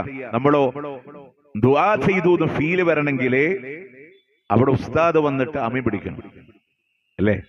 അൽ ഫാത്തിഹ നമ്മളെല്ലാരും ഇങ്ങനെ ദുആ ചെയ്യും. ഇനി ഞാൻ പറയുന്നിടത്ത് നിങ്ങൾക്ക് ആർക്കും വിഷമം തോന്നുന്നുണ്ട് കേട്ടോ. ഈ ദുആ പോലും 3 രൂപത്തിലാണ് നടത്തുന്നത്. മരിച്ച വീട്ടിലാണെങ്കിലും അനുബന്ധമായ ദിവസങ്ങളിലാണെങ്കിലും 3 രൂപത്തിലെ പ്രാർത്ഥന നടത്തുക. നിങ്ങളെ പരിഹസിക്കാനാണെന്നോ കുറ്റപ്പെടുത്താനാണെന്നോ ഇകഴ്ത്താനാണെന്നോ നിങ്ങൾ വിചാരിക്കണ്ട. നമ്മളൊക്കെ സമസ്ത ആദർശം ശരി എന്ന് പറഞ്ഞ് വിശ്വസിച്ചവരാണ്. ഇത് മരിച്ചന്ന് മാത്രമല്ല കേട്ടോ, മരിച്ചന്നത്തെ ദുആ നോക്കിക്കോ. ഈ രാവുകൾക്ക് ഈ നാട്ടിൽ എത്ര രാവെന്ന് എനിക്കറിയില്ല, 5ആണോ 7ആണോ 3ആണോ എത്രയാ അറിയോ? അല്ലേ? ഞാനത് പറയാനുള്ള കാരണം അതിൽ പോലും ബിദ്അത്തിന്റെ ഒരു അപകടങ്ങൾ മനസ്സിലാക്കിക്കോ. ഇപ്പൊ എന്റെ നാട് തൃശ്ശൂരാണ്, ഞങ്ങളുടെ നാട്ടിലൊക്കെ 5 രാവാണ്. എനിക്ക് ഫസ്റ്റ് PSC കിട്ടി. ഞാൻ വർക്ക് ചെയ്ത കൊല്ലം ജില്ലയിലാണ്. അവിടെ രാവ് പിന്നെ 3ാം ഫാത്തിഹ എന്നാ പറയാ.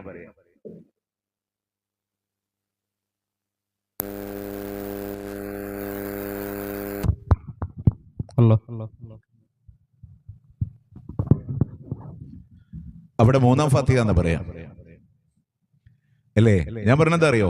നിങ്ങൾ ആലോചിച്ചൊക്കെ എടക്കരയുടെ നരേക്കാവുന്ന ഒരു പെൺകുട്ടിയെ നിങ്ങൾ തൃശ്ശൂർ വേണ്ട മലപ്പുറം ജില്ലയുടെ ബോർഡറിൽ താമസിക്കുന്ന ഒരാളാണ് ഞാൻ. ചങ്ങരംകുളത്തേക്കോ എടപ്പാളിലേക്കോ നിങ്ങൾ വിവാഹം കഴിച്ചെടുത്ത് വിചാരിച്ചു. അവരുടെ വീട്ടിലൊരു മരണം നടന്ന് നമ്മൾ ഇവിടെ ചോദിക്കും, നിങ്ങളുടെ വീട്ടിലെ ചടങ്ങ് എത്രയാണ്, ഇവിടുന്ന് സാധനങ്ങൾ കൊണ്ടുവരണമല്ലോ, അവിടെ 5ആണോ 7ആണോ നമ്മളിങ്ങനെ ചോദിക്കും. എന്തുകൊണ്ടാണ് ബിദ്അത്തിന് മാറ്റേണ്ടത്? ഇന്ന് വരെ നിങ്ങൾക്ക് ചോദിക്കേണ്ടി വന്നിട്ടുണ്ട്, മോളെ നിങ്ങളുടെ നാട്ടിൽ ദുഹറൊക്കെ എത്രയാ? 4 തന്നെയല്ലേ? എടക്കരയിൽ ഇപ്പോഴും 4 തന്നെയാണ്. സുബൈ ഇവിടെ എപ്പോഴും 2 തന്നെ. നിങ്ങളുടെ നാട്ടിൽ 2 തന്നെയാണോ? നമുക്ക് ചോദിക്കേണ്ടി വരുന്നില്ല. എന്തുകൊണ്ട്? അത് മതത്തിലുള്ളതാണ്. പുതുതായി നമ്മൾ കൊണ്ടുവരുന്ന കാര്യങ്ങളിൽ അപകടങ്ങൾ സംഭവിക്കുന്നുണ്ട്. ഈ ഫാത്തിയൊക്കെ ഉണ്ടാക്കി നമ്മൾ 3, 5. ഇനി ആ ചടങ്ങിന്റെ പേരും കൂടെ ഞാൻ പറഞ്ഞുതരാം. 3 എന്താ? അഴുകുന്നതാണൊരു 3 ദിവസം കൊണ്ട് സുഹൃത്തുക്കളെ നമുക്കുള്ള നേത്രം രണ്ടും, ഉടൻ തന്നെ മുഖമിൽ കാണുമേ ഗുഹരണ്ട്,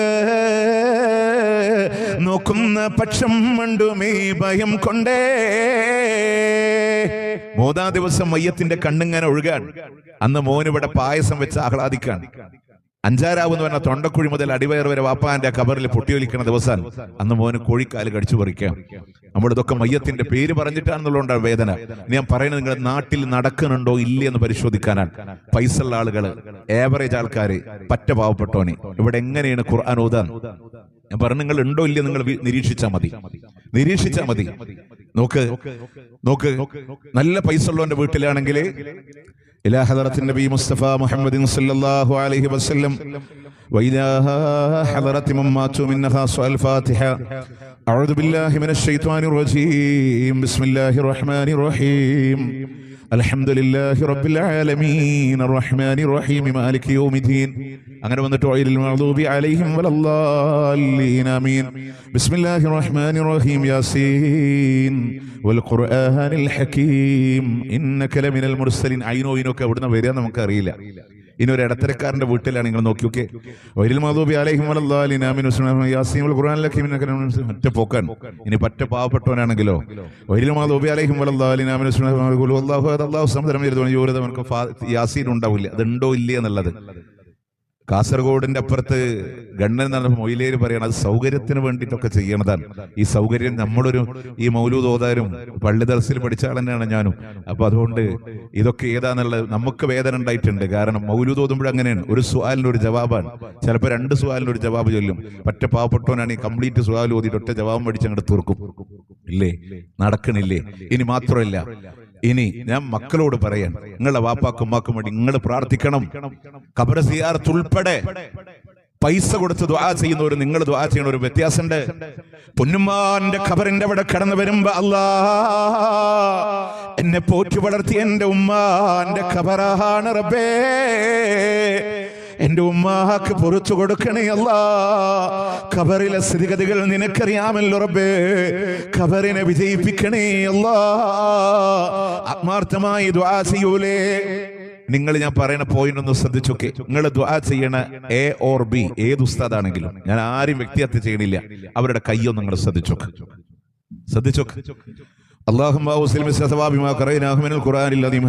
ഒരു മോനിങ്ങനെ നെഞ്ചുപൊട്ടി പ്രാർത്ഥിക്കുമ്പോൾ അങ്ങനെ അഭ്യാസം കളിക്കോ? ഇല്ലല്ലോ. ഞാനിതൊക്കെ ഇത് സാധാരണക്കാരന് വേണ്ടി പറയാം, നമുക്ക് ഇൽമിയായിട്ട് വേറെ പറയാം. സാധാരണക്കാരന് വേണ്ടിയിട്ടാണ്. അത് ചെയ്യില്ല, നമ്മൾ ചെയ്യില്ല. ഇല്ല പ്രിയമുള്ളവരെ.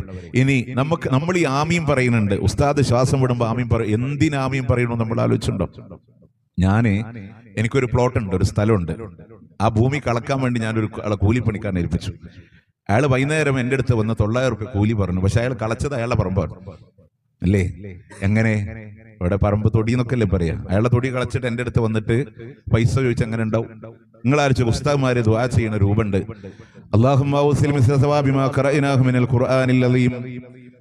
ദുആ ചെയ്യാൻ, അല്ലാഹുവേ ഓതിയതിന്റെ പ്രതിഫലം പോലെയുള്ള ഒന്നിനെ നീ എത്തിച്ചു കൊടുക്കണേ അല്ലാ. ഓതിയ പ്രതിഫലം പോലത്തെ ഒന്ന് എത്തിച്ചു കൊടുക്കണം. അതിന് എവിടേക്ക് എത്തിച്ചു കൊടുക്കണം? പ്രതിഫലം അവിടെ നിൽക്കട്ടെ, അതുപോലെ തന്നെ ഓഹരി വെക്കാൻ പോവാണേ.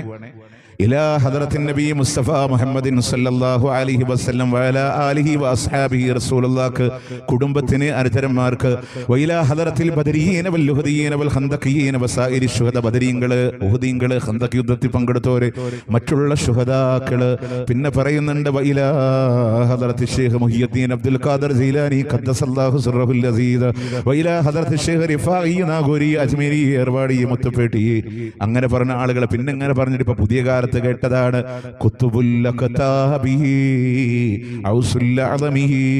അങ്ങനെ പറഞ്ഞ ഔലിയാക്കളുടെ ലോകം നിയന്ത്രിക്കുന്നവര്, അങ്ങനെ പറഞ്ഞ ആളുകൾക്ക്. പിന്നെ പറയുന്നുണ്ട് കേരളത്തിന്റെ ഉള്ളിലുള്ളവർക്ക്, അവരിങ്ങനെ പറയാണ് പുത്തമ്പള്ളി, ഐലക്കാട്, മമ്പറവി, കോഴിക്കോട്, എടക്കരി, നരക്കാവി, എവിടൊക്കെ ഉണ്ട് അവിടെ ആളുകൾക്കൊക്കെ. വീണ്ടും പറയുന്നുണ്ട് വഇലാ ഹദറത്തി ജദ്ദിന വജദ്ദാത്തിന വഖാലിന വഖാലാത്തിന വഅമ്മിന വഅമ്മാത്തിന, എളാപ്പ എളാമ്മമാര്, അമ്മാമ്മമാര്, അമ്മായിമാര്, മൂത്താപ്പമാര്, മൂത്തമ്മമാര്, അങ്ങനെ എത്രയുണ്ട് അവർക്ക്. അവസാനം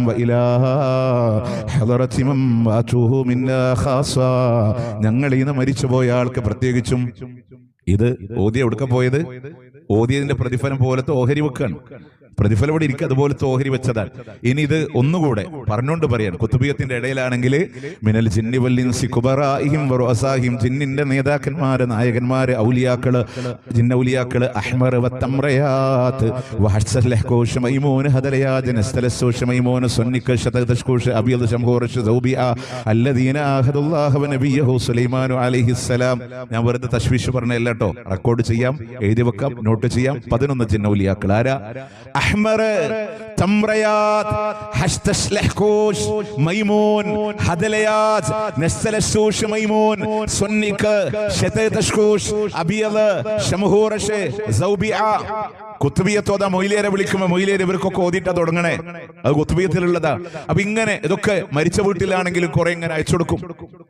നമ്മൾ പറയണത് പൊന്നുമോനെ നീ ദുആ ചെയ്യ്, അല്ലാഹുവേ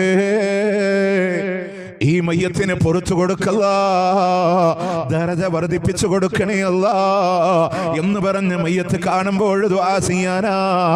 പറയൂലേ മുജാഹിദുകാരെ മൊയിലേര് ദുആ ചെയ്യുമ്പോ അവര് കയ്യും തൂക്കി താഴെയിട്ടു, അവര് പ്രാർത്ഥിച്ചില്ല, ഇവരെ വാപ്പാക്ക് ഗുണമില്ലാത്തോരാ, ഞങ്ങളുടെ മക്കള് പ്രാർത്ഥിക്കാൻ പഠിച്ചോരാ. മയ്യത്തിനെ കാണുമ്പോൾ ദുആ ചെയ്യുന്നവരാണ്.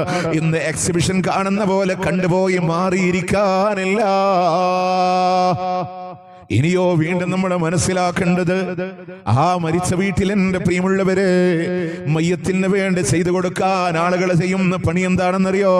പിന്നെ പറയുന്ന മയ്യത്തിന് വേണ്ടി ഖുർആൻ ഓതലാണ്. ഇതൊക്കെ ചർച്ച വരാൻ കാരണം തന്നെ എന്താണെന്നറിയോ? ഇസ്ലാമിലെ അള്ളാന്റെ ഹബീബ് പറഞ്ഞത് ബിൽ ജനാസ, ജനാസ കൊണ്ട് നിങ്ങൾ വേഗത്തിലൂടെ പോകണേ. മരിച്ചാൽ ഉടനെ തന്നെ ആ മയ്യത്തെ നിങ്ങൾ കുളിപ്പിച്ചോ, ആ മയ്യത്തെ നിങ്ങൾ കഫൻ ചെയ്തോ, ആ മയ്യത്തിനെ നിങ്ങൾ നമസ്കരിക്കണേ, ആ മയ്യത്ത് കൊണ്ടുപോയി നിങ്ങൾ മറമാടണേ. ഇത് വേഗത്തിലൂടെ ചെയ്യാനുള്ളതാണ്. പക്ഷേ നമ്മളിങ്ങനെ താമസിപ്പിക്കാണ്, സമയം നിശ്ചയിക്കാണ്. അതുപോലെ തന്നെ ഗൾഫിൽ നിന്ന് വരാനുണ്ട്, നാട്ടുകാർ വരാനുണ്ട്, ജന്മനാട്ടിലേക്ക് കൊണ്ടുപോകാനുണ്ടോ. ഈ സമയം കിട്ടുമ്പോഴാ ഉസ്താദുമാരെ കൊണ്ടുവന്ന് അവിടെ ഖുർആനോദനമെന്നാണ്, ഖുർആനോദനമെന്നാണ്. എന്നിട്ട് പറയുന്ന മുജാഹിദേര് ഖുർആനോദാനം സമ്മതിക്കണില്ല. പ്രിയമുള്ളവരെ, നിങ്ങൾ ഷാഫി മദ്ഹബുകാരല്ലേ? ഷാഫി മദ്ഹബിന്റെ നിലപാട് എന്താണ് ആ വിഷയത്തില്? ഖുർആനിലെ സൂറത്തുൻ നജ്മിൽ ഒരു ആയത്തുണ്ട്, വലൈസ ലിൽ ഇൻസാനി ഇല്ലാ മാ സആ. ഒരു മനുഷ്യനും അവൻ ചെയ്തതല്ലാതെ ലഭിക്കൂല എന്ന് പറയുന്ന ആയത്തിന് തഫ്സീറുൽ ഖുർആനുൽ അദീമിൽ അല്ലാമ ഇബ്നു കസീർ റഹ്മത്തുള്ളാഹി അലൈഹി തഫ്സീർ എഴുതുകയാണ്, വമിൻ ഹാദിഹിൽ ആയത്തിൽ കരീമ വഖദ് ഇസ്തംബത الشافعي رحمه الله ومن اتبعه ان القراءه لا يصلي هداء ثوابها الى الموتى. ഷാഫി ഇമാമും അദ്ദേഹത്തെ പിൻപറ്റുന്ന ആളുകളോ ഈ ആയത്തിനെ തെളിവ് പിടിച്ചത് എന്താണെന്ന് അറിയുമോ? ഖുർആനോദി ഹദിയ ചെയ്താൽ അതിന്റെ പ്രതിഫലം മരിച്ചവർക്ക് കിട്ടൂല. ലിഅന്നഹു ലൈസ മിൻ അമലിഹിം വലാ കസ്ബിഹിം. കാരണം ഇതവരുടെ പ്രവർത്തനമല്ല, അതവരുടെ സമ്പാദ്യമല്ല, മരിച്ചുപോയവരുടെ സമ്പാദ്യമല്ല. വലിഹാദ അക്കാരണത്താൽ ലം യുംദബി ഇലൈഹി റസൂലുള്ളാഹി സ്വല്ലല്ലാഹു അലൈഹി വസല്ലം. അല്ലാഹുവിന്റെ ഹബീബ് അത് സുന്നത്തായി പഠിപ്പിച്ചിട്ടില്ല എന്ന് തെളിവ് പിടിച്ചതാരാണ്? മഹാനായ ഇമാമുനാ മുഹമ്മദ് ബിൻ ഇദ്രീസ് ശാഫിഈ റഹ്മത്തുള്ളാഹി അലൈഹി. അങ്ങനെ ഒരു പുണ്യം റസൂലുള്ളാഹി പഠിപ്പിച്ചിട്ടില്ല. വലാ ഹസ്സഹും അലൈഹി വലാ അർശദഹും ഇലൈഹി ബിനസ്സിൻ വലാ ഈമാ. ഗണ്ണിതമായ ഒരു പ്രമാണത്തോടുകൂടെ സഹാബത്തിനോട് മുത്തുനബി മാർഗദർശനം നടത്തിയിട്ടില്ല. എന്നിട്ട് ഇബ്നു കസീർ പറയാണ്, ഇതിലെങ്ങാനും ഒരു പുണ്യമുണ്ടായിരുന്നെങ്കിൽ ലഅസ്ഹാബ റസൂലില്ലാഹി സ്വല്ലല്ലാഹു അലൈഹി വസല്ലം ലസബഖൂനാ ഇലൈഹി. റസൂലുള്ളാഹിന്റെ സഹാബത്തല്ലേ ഇത് ആദ്യം ചെയ്യേണ്ടത്. പ്രിയമുള്ളവരെ, ഉസ്മാൻ ഇബ്നു മൽഊൻ റളിയല്ലാഹു അൻഹു മരിക്കുമ്പോൾ അബൂബക്കർ റളിയല്ലാഹു അൻഹു അടക്കമുള്ള സഹാബത്തല്ലേ വന്നിരുന്ന് ഓതേണ്ടത്. അതുപോലെ അബൂ സലമ മരിക്കുമ്പോൾ സഹാബത്തല്ലേ വന്നിരുന്ന് ചെയ്യേണ്ടത്. അതിൽ പുണ്യമില്ലാത്തത് കൊണ്ട് അവരാരും ഇത് ചെയ്തില്ല എന്ന് വളരെ കൃത്യമായി സൂറത്തുൻ നജ്മിന്റെ 37-ാമത്തെ ആയത്തിന്റെ തഫ്സീറില് ഇബ്നു കസീർ രേഖപ്പെടുത്തുമ്പോ ഖുർആനോദി ഹദിയ ചെയ്ത മരിച്ചവർക്ക് കിട്ടൂല എന്നാണ്. ഇനി ഹദിയ ചെയ്യേണ്ട രൂപമാണ് നേരത്തെ ഞാൻ പറഞ്ഞു, ഇങ്ങനെ പാർസലായിട്ട് നമ്മൾ ഈ ചങ്ങല ഉണ്ടാക്കിയത്. ഇനി ഞങ്ങളോട് ഒരു കാര്യം കൂടെ പറഞ്ഞോട്ടെ, ഈ ഖുർആൻ ഓതുമ്പോൾ നമ്മൾ എന്താ ഓതിക്കൊടുക്കും? ഞാൻ അത് ഖുർആൻ ഓതാൻ പാടില്ല എന്നുള്ളതിന് തെളിവല്ല, പക്ഷെ ഖുർആൻ എന്തിനാ അത് മനസ്സിലാക്കാനാണ്. നമ്മളൊക്കെ മരിച്ച വീട്ടിൽ ഓതൽ യാസീന ലിയുൻദിറ മൻ കാന ഹയ്യാ വയഹിക്കൽ ഖൗൽ ലിയുൻദിറ മൻ കാന ഹയ്യാ.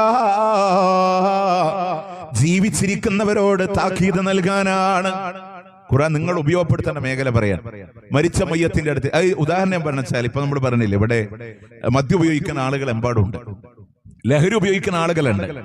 ലോട്ടറി എടുക്കുന്ന ആൾക്കാരുണ്ട്, ചൂതാട്ടെടുക്കുന്ന ആൾക്കാരുണ്ട്. അവരോട് പള്ളിയിലെ ഹത്തി പൊളിച്ച്, മോനെ നീ കള്ളു കുടിക്കാൻ പാടില്ല കേട്ടോ, അള്ളാഹ് ഖുർആനിൽ ഇങ്ങനെ പറയുന്നുണ്ട്, നിനക്ക് ചൂതാട്ടം ശരിയല്ല കേട്ടോ, നിനക്ക് റീഹാബിലിറ്റേഷൻ സെന്റർ വേണോ, നീ അവിടെ പോകണം, ആയത്ത് മനസ്സിലാക്കി മാറണം എന്ന് പറഞ്ഞു കൊടുക്കലുണ്ടോ?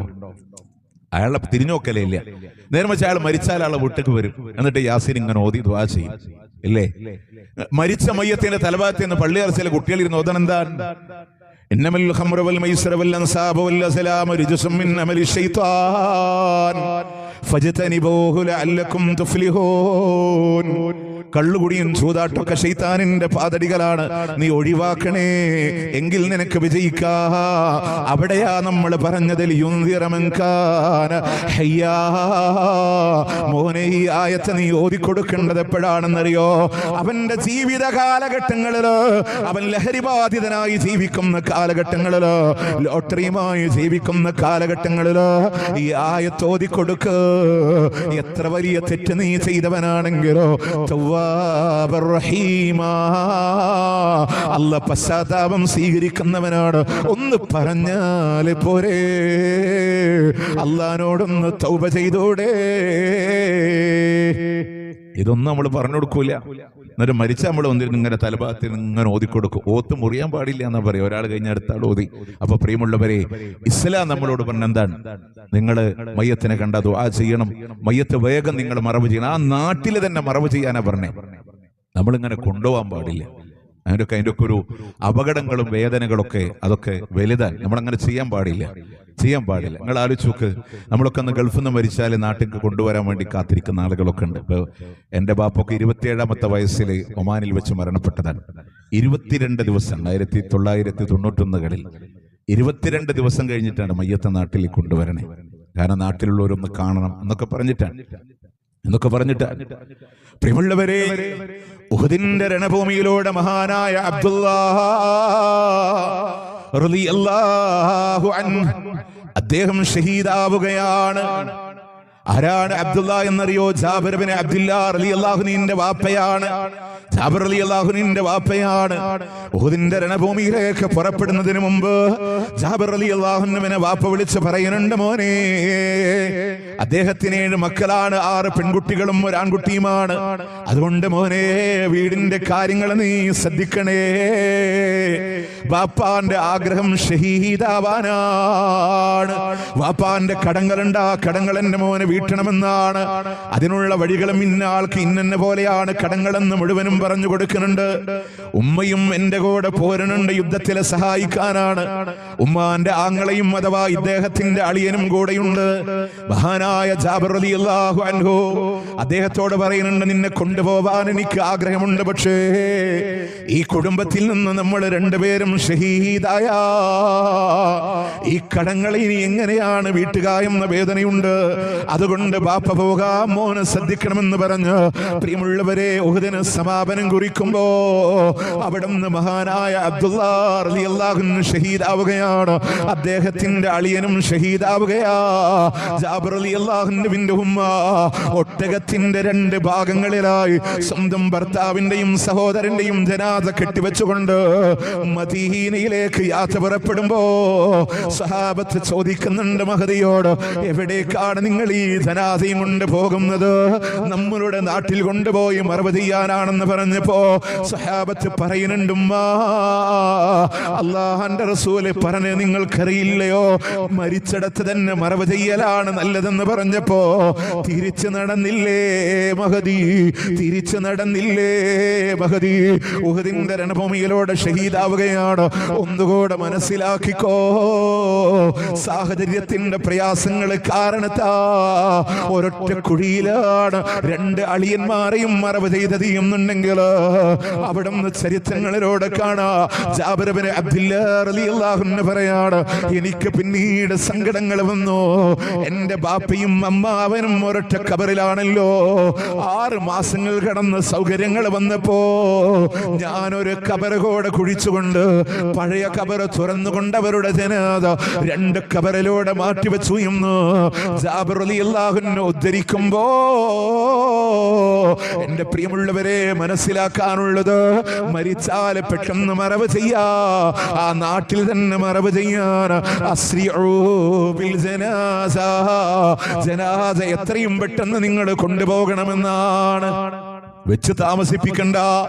ഇനിയോ കൊണ്ടുപോകുന്ന രീതി എങ്ങനെയാണ് കൊണ്ടുപോകേണ്ടത്? ഷാഫി മദ്ഹബിലെ രണ്ടാം ഇമാം എന്ന പേരിൽ അറിയപ്പെടുന്ന ഇമാം സുന്ന ഇമാം നവവി റഹ്മത്തുള്ളാഹി അലൈഹി പറയാണ്, സലഫ് സാലിഹിന്റെ രീതി എന്താണെന്നറിയുമോ? മാ കാന അലൈഹി സലഫു റളിയല്ലാഹു അൻഹു അസ്സുകൂതു ഫീ ഹാലി സൈരി മഅൽ ജനാസ. ജനാസയുടെ കൂടെ നിങ്ങൾ അനുഗമിക്കും മൗനമായി പോകണമെന്ന, നിശബ്ദമായി പോകണമെന്ന. കളിയാക്കിയില്ലേ നിങ്ങൾ? നിലമ്പൂർ കാട്ടിലെ തേക്കുംതടി കട്ടുകൊണ്ടുപോകുന്ന പോലെയാണ് മുജാഹിദുകളും വഹാബികളും മയ്യത്ത് കൊണ്ടുപോകുന്നതെന്ന് പരിഹസിച്ചില്ലയോ? ആ പരിഹാസം പോയി തറക്കുന്നത് എവിടെയാ? ഞങ്ങളുടെ മുത്തു നേതാവ് സ്വല്ലല്ലാഹു അലൈഹി വസല്ലം റസൂലുള്ളാഹ് നിശബ്ദമായിട്ടാണ് കൊണ്ടുപോയത്. അവിടുന്ന് അബൂബക്കർ റളിയല്ലാഹു അൻഹു അടക്കമുള്ള സഹാബ നിശബ്ദമായിട്ടാണ് കൊണ്ടുപോയത്. മരണത്തെക്കുറിച്ച് ഓർക്കണേ. നാളെ ഞാനും ഇതുപോലെ സഞ്ചരിക്കാനുള്ളവനാണ്. നാളെ ഞാനും ഇതുപോലെ മയ്യത്ത് കട്ടിലോടെ കിടക്കാനുള്ളവനാണ്. നാളെ ഇതുപോലെ യാത്ര പോകാനുള്ളവനാണ് എന്ന ചിന്തയോടുകൂടെയാണ് നടക്കേണ്ടത് എന്ന് ഞാന് മാത്രമില്ല, നിങ്ങളുടെ ഈ അടുത്ത നാട്ടുകാരനായ മുത്തേടത്തുകാരൻ കാസിമി പോലും പറഞ്ഞത് സലഫ് സാലിഹാന്റെ രീതി മൗനമായി പോകലാ. പക്ഷേ നമ്മളൊക്കെ ദുനിയാവിൽ വ്യാപൃതരായതുകൊണ്ട് നമ്മൾ കൊണ്ടുവന്ന ചടങ്ങാണ് ലാ ഇലാഹ ഇല്ലല്ലാഹ് എന്ന ദിക്ർ ചൊല്ലലി എന്ന് പറയുന്നവരുണ്ടെങ്കിൽ ഒന്നുകൂടെ പഠിക്കണേ. ഇമാം നവവി റഹ്മത്തുള്ളാഹി അലൈഹി ഞാൻ മനസ്സിലാക്കുന്നത് നരേക്കാവിന്റെ പള്ളി നടത്തുന്നവർ ഫിഖഹി മസലകളിലോട് ഷാഫി മദ്ഹബുകാരൻ അംഗീകരിക്കുന്നവരാണെങ്കിൽ നെഞ്ചിലൊന്ന് കൊത്തിവെച്ചോ. ഉസ്താദിനോട് ഇന്ന് തന്നെ പോയി ചോദിച്ചോ, ഷാഫി മദ്ഹബിൽ അങ്ങനെയുണ്ടോ? ഇമാം നവവി എന്താണ് പറഞ്ഞത് എന്നറിയോ? വലാ യുർഫഅ സൗതൻ ബിഖിറാഅത്തിൻ വലാ ബിദിക്രിൻ. ദിക്ർ കൊണ്ടോ ഖുർആൻ കൊണ്ടോ ശബ്ദമുയർത്താൻ പാടില്ല. ശറഹുൽ മുഹദ്ദബ് മറിച്ചു നോക്കിക്കോ. ദിക്ർ കൊണ്ടോ ഖുർആൻ കൊണ്ടോ ശബ്ദമുയർത്താൻ പാടില്ല. ലാ ഇലാഹ ഇല്ലല്ലാഹ്. ഞാൻ നിങ്ങളോടൊരു കാര്യം കൂടെ പറയാൻ, വേദന തോന്നുന്ന ആൾക്കാർ ഒരാളിങ്ങനെ ചൊല്ലും ലാ ഇലാഹ ഇല്ലല്ലാഹ്, അപ്പൊ പിന്നിക്കണവരൊക്കെ ലാ ഇലാഹ ഇല്ലല്ലാഹ് ഇന്ന് വരെ ദിക്ർ പഠിച്ചിട്ടില്ല എന്ന് തോന്നിപ്പോവും. ഒരാൾ ചൊല്ലിക്കൊടുക്കുക, ബാക്കിയുള്ളവരൊക്കെ ഏറ്റുപാടുക. നമ്മൾ ആലോചിച്ചൊക്കെ നിശബ്ദമായി പോകേണ്ട എന്തിനാ മൗനാവണേ? ഒരു പ്രാർത്ഥന മനസ്സോടെ. മറ്റു ഭൗതിക സംസാരങ്ങളൊന്നും പാടില്ല. അടുത്ത മരിച്ച വീട്ടിൽ വന്നുണ്ടാവും, നീ എപ്പോഴാ വന്ന് വീട്ടിൽ ഉമ്മക്ക് സുഖാണോ അമ്മായിക്ക് സുഖാണോ, ഇതൊന്നും ചോദിക്കാനുള്ള സമയമല്ല. സുക്കൂത്ത് പറഞ്ഞ നിശബ്ദമാണ്, മൗനമാണ്. നിങ്ങളൊന്ന് ഉംറക്കൊക്കെ പോണില്ലേ? മദീന പള്ളിയിൽ നിന്ന് ബക്കീന്റെ ഖബർസ്ഥാനിലേക്ക് മയ്യത്ത് കൊണ്ടുപോകണം കണ്ടിട്ടില്ലേ? വേഗത്തിൽ കൊണ്ടുപോകും. ദിക്റും ബഹളൊന്നുമില്ല. ബക്കയിലെ ഹറമെന്ന് മയ്യത്ത് നിസ്കരിച്ചിട്ട് മഹല്ലയിലേക്ക് കൊണ്ടുപോകണം നിങ്ങൾ കണ്ടിട്ടില്ലേ? പാട്ട് പാടിയിട്ടാണോ ദിക്ർ ചൊല്ലിയിട്ടാണോ? ഓരോ നാട്ടിലെ ഓരോ ജില്ലക്ക് ഓരോ ഈണങ്ങളാണ്. നമ്മൾ പറഞ്ഞത് ഷാഫി മദ്ഹബിലെ കിതാബുകൾ എടുത്തു ധരിച്ചത്, സഹാബത്തിന്റെ ചര്യ പറഞ്ഞത്, മുത്തുനബിയുടെ രീതി പറഞ്ഞത് നിശബ്ദമായി കൊണ്ടുപോലാൻ. ആ നാട്ടിൽ തന്നെ എത്രയും പെട്ടെന്ന് കൊണ്ട് മറവ് ചെയ്യാം. പിന്നെ ആളുകൾക്കുള്ള ഒരു മര്യാദയാണ് ആ മയ്യത്തിന് വേണ്ടി നിസ്കാരം നിർവഹിക്കുക എന്നുള്ളത്. നമ്മൾ നിർവഹിക്കണം, മയ്യത്തെ നിസ്കരിക്കണം. പക്ഷെ നിർബന്ധമായി നമുക്ക് കിട്ടാനുള്ള കാര്യങ്ങളൊക്കെ നമ്മൾ എന്ത് ഒഴിവാക്കും? വീട്ടിലെ പെണ്ണുങ്ങളും നിസ്കരിക്കാൻ പാടില്ല എന്ന് ഫത്വ. ഹദീസിൽ എവിടെയാ തെളിവ്? മഹാനായ സഅദ് ബിൻ അബീ വഖാസ് റളിയല്ലാഹു അൻഹു ലോകത്തോട് വിട പറയുമ്പോൾ നമ്മളുടെ ഉമ്മ മഹദി ആയിഷത്തു സിദ്ദീഖ റളിയല്ലാഹു അൻഹ മദീനയുടെ മസ്ജിദുൻ നബവിയിലേക്ക് മയ്യത്ത് കൊണ്ടുവരാൻ ആവശ്യപ്പെടുകയാണ്.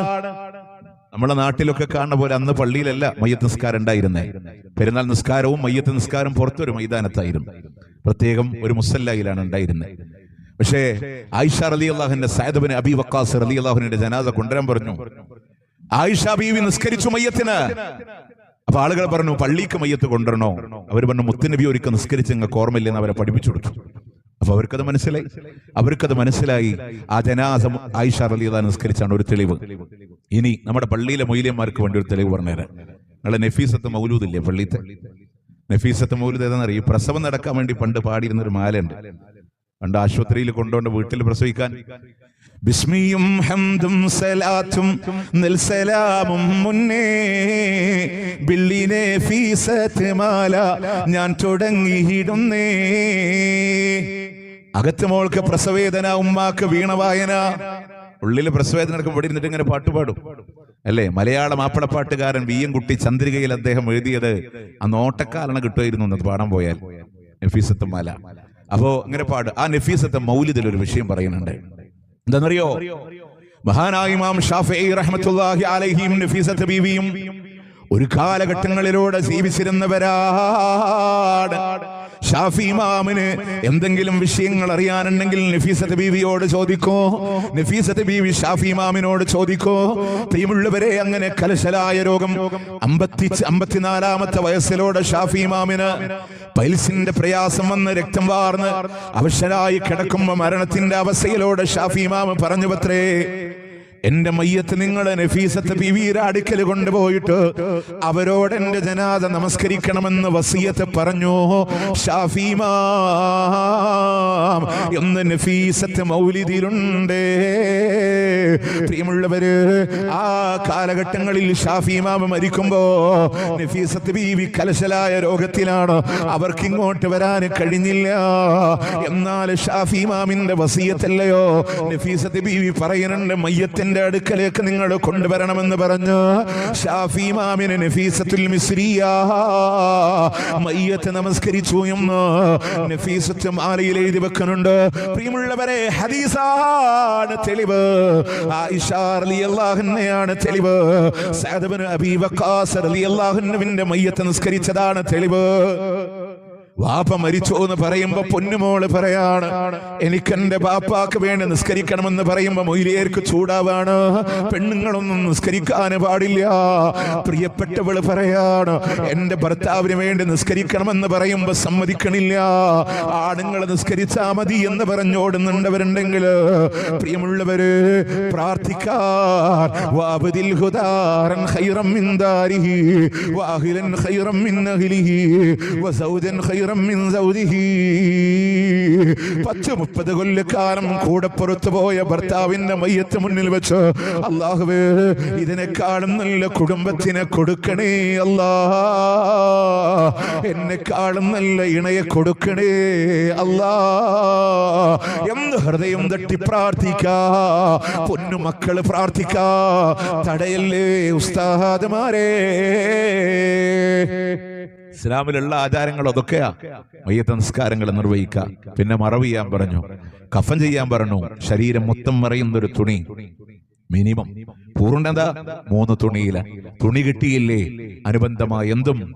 ഉഹദിന്റെ രണഭൂമിയിലൂടെ മഹാനായ മുസ്അബ് ബിൻ ഉമൈർ ഇന്ന് ധരിച്ച മോഡൽ വസ്ത്രം നാളെ ധരിക്കാതിരുന്ന, ഇന്ന് കഴിച്ച മോഡൽ ഭക്ഷണം നാളെ കഴിക്കാതിരുന്ന മുസ്അബെങ്ങാനും പുറത്തിറങ്ങുമ്പോൾ ആളുകൾ കാത്തിരിക്കുന്നത് മുസ്അബ് ഉപയോഗിക്കുന്ന അത്തറിന്റെ പരിമളം ആസ്വദിക്കാനായിരുന്നെങ്കിൽ, അങ്ങനെയുള്ള മുസ്അബ് ബിൻ ഉമൈർ ഉഹദിന്റെ രണഭൂമിയിലൂടെ ഷഹീദാകുമ്പോ 2 കൈയും ഒറ്റപോയി നെഞ്ചിന്റെ മേലെ തുളയിട്ടുകൊണ്ട് ലോകത്തോടെ വിട പറയുമ്പോ അള്ളാന്റെ ഹബീബ് പറഞ്ഞില്ലയോ, പാറിപ്പറഞ്ഞ മുടിയുമായി മിസ്അബ്, പണ്ട് ഞാൻ ഈ മക്കയിലെ യൂസഫിനെ കാണുമ്പോ ഇതുപോലൊരു സുമുഖനുണ്ടായിരുന്നില്ല, പക്ഷേ അങ്ങ് പാറിപ്പറഞ്ഞ മുടിയുമായിട്ട് മിസ്അബ് ബിൻ ഉമൈർ എന്ന ധീര സ്വഹാബി, മുസ്തഫ റസൂലിന്റെ പുണ്യ സ്വഹാബി ഷഹീദാകുമ്പോ കഫൻ ചെയ്യാൻ തുണി തികയുന്നില്ല.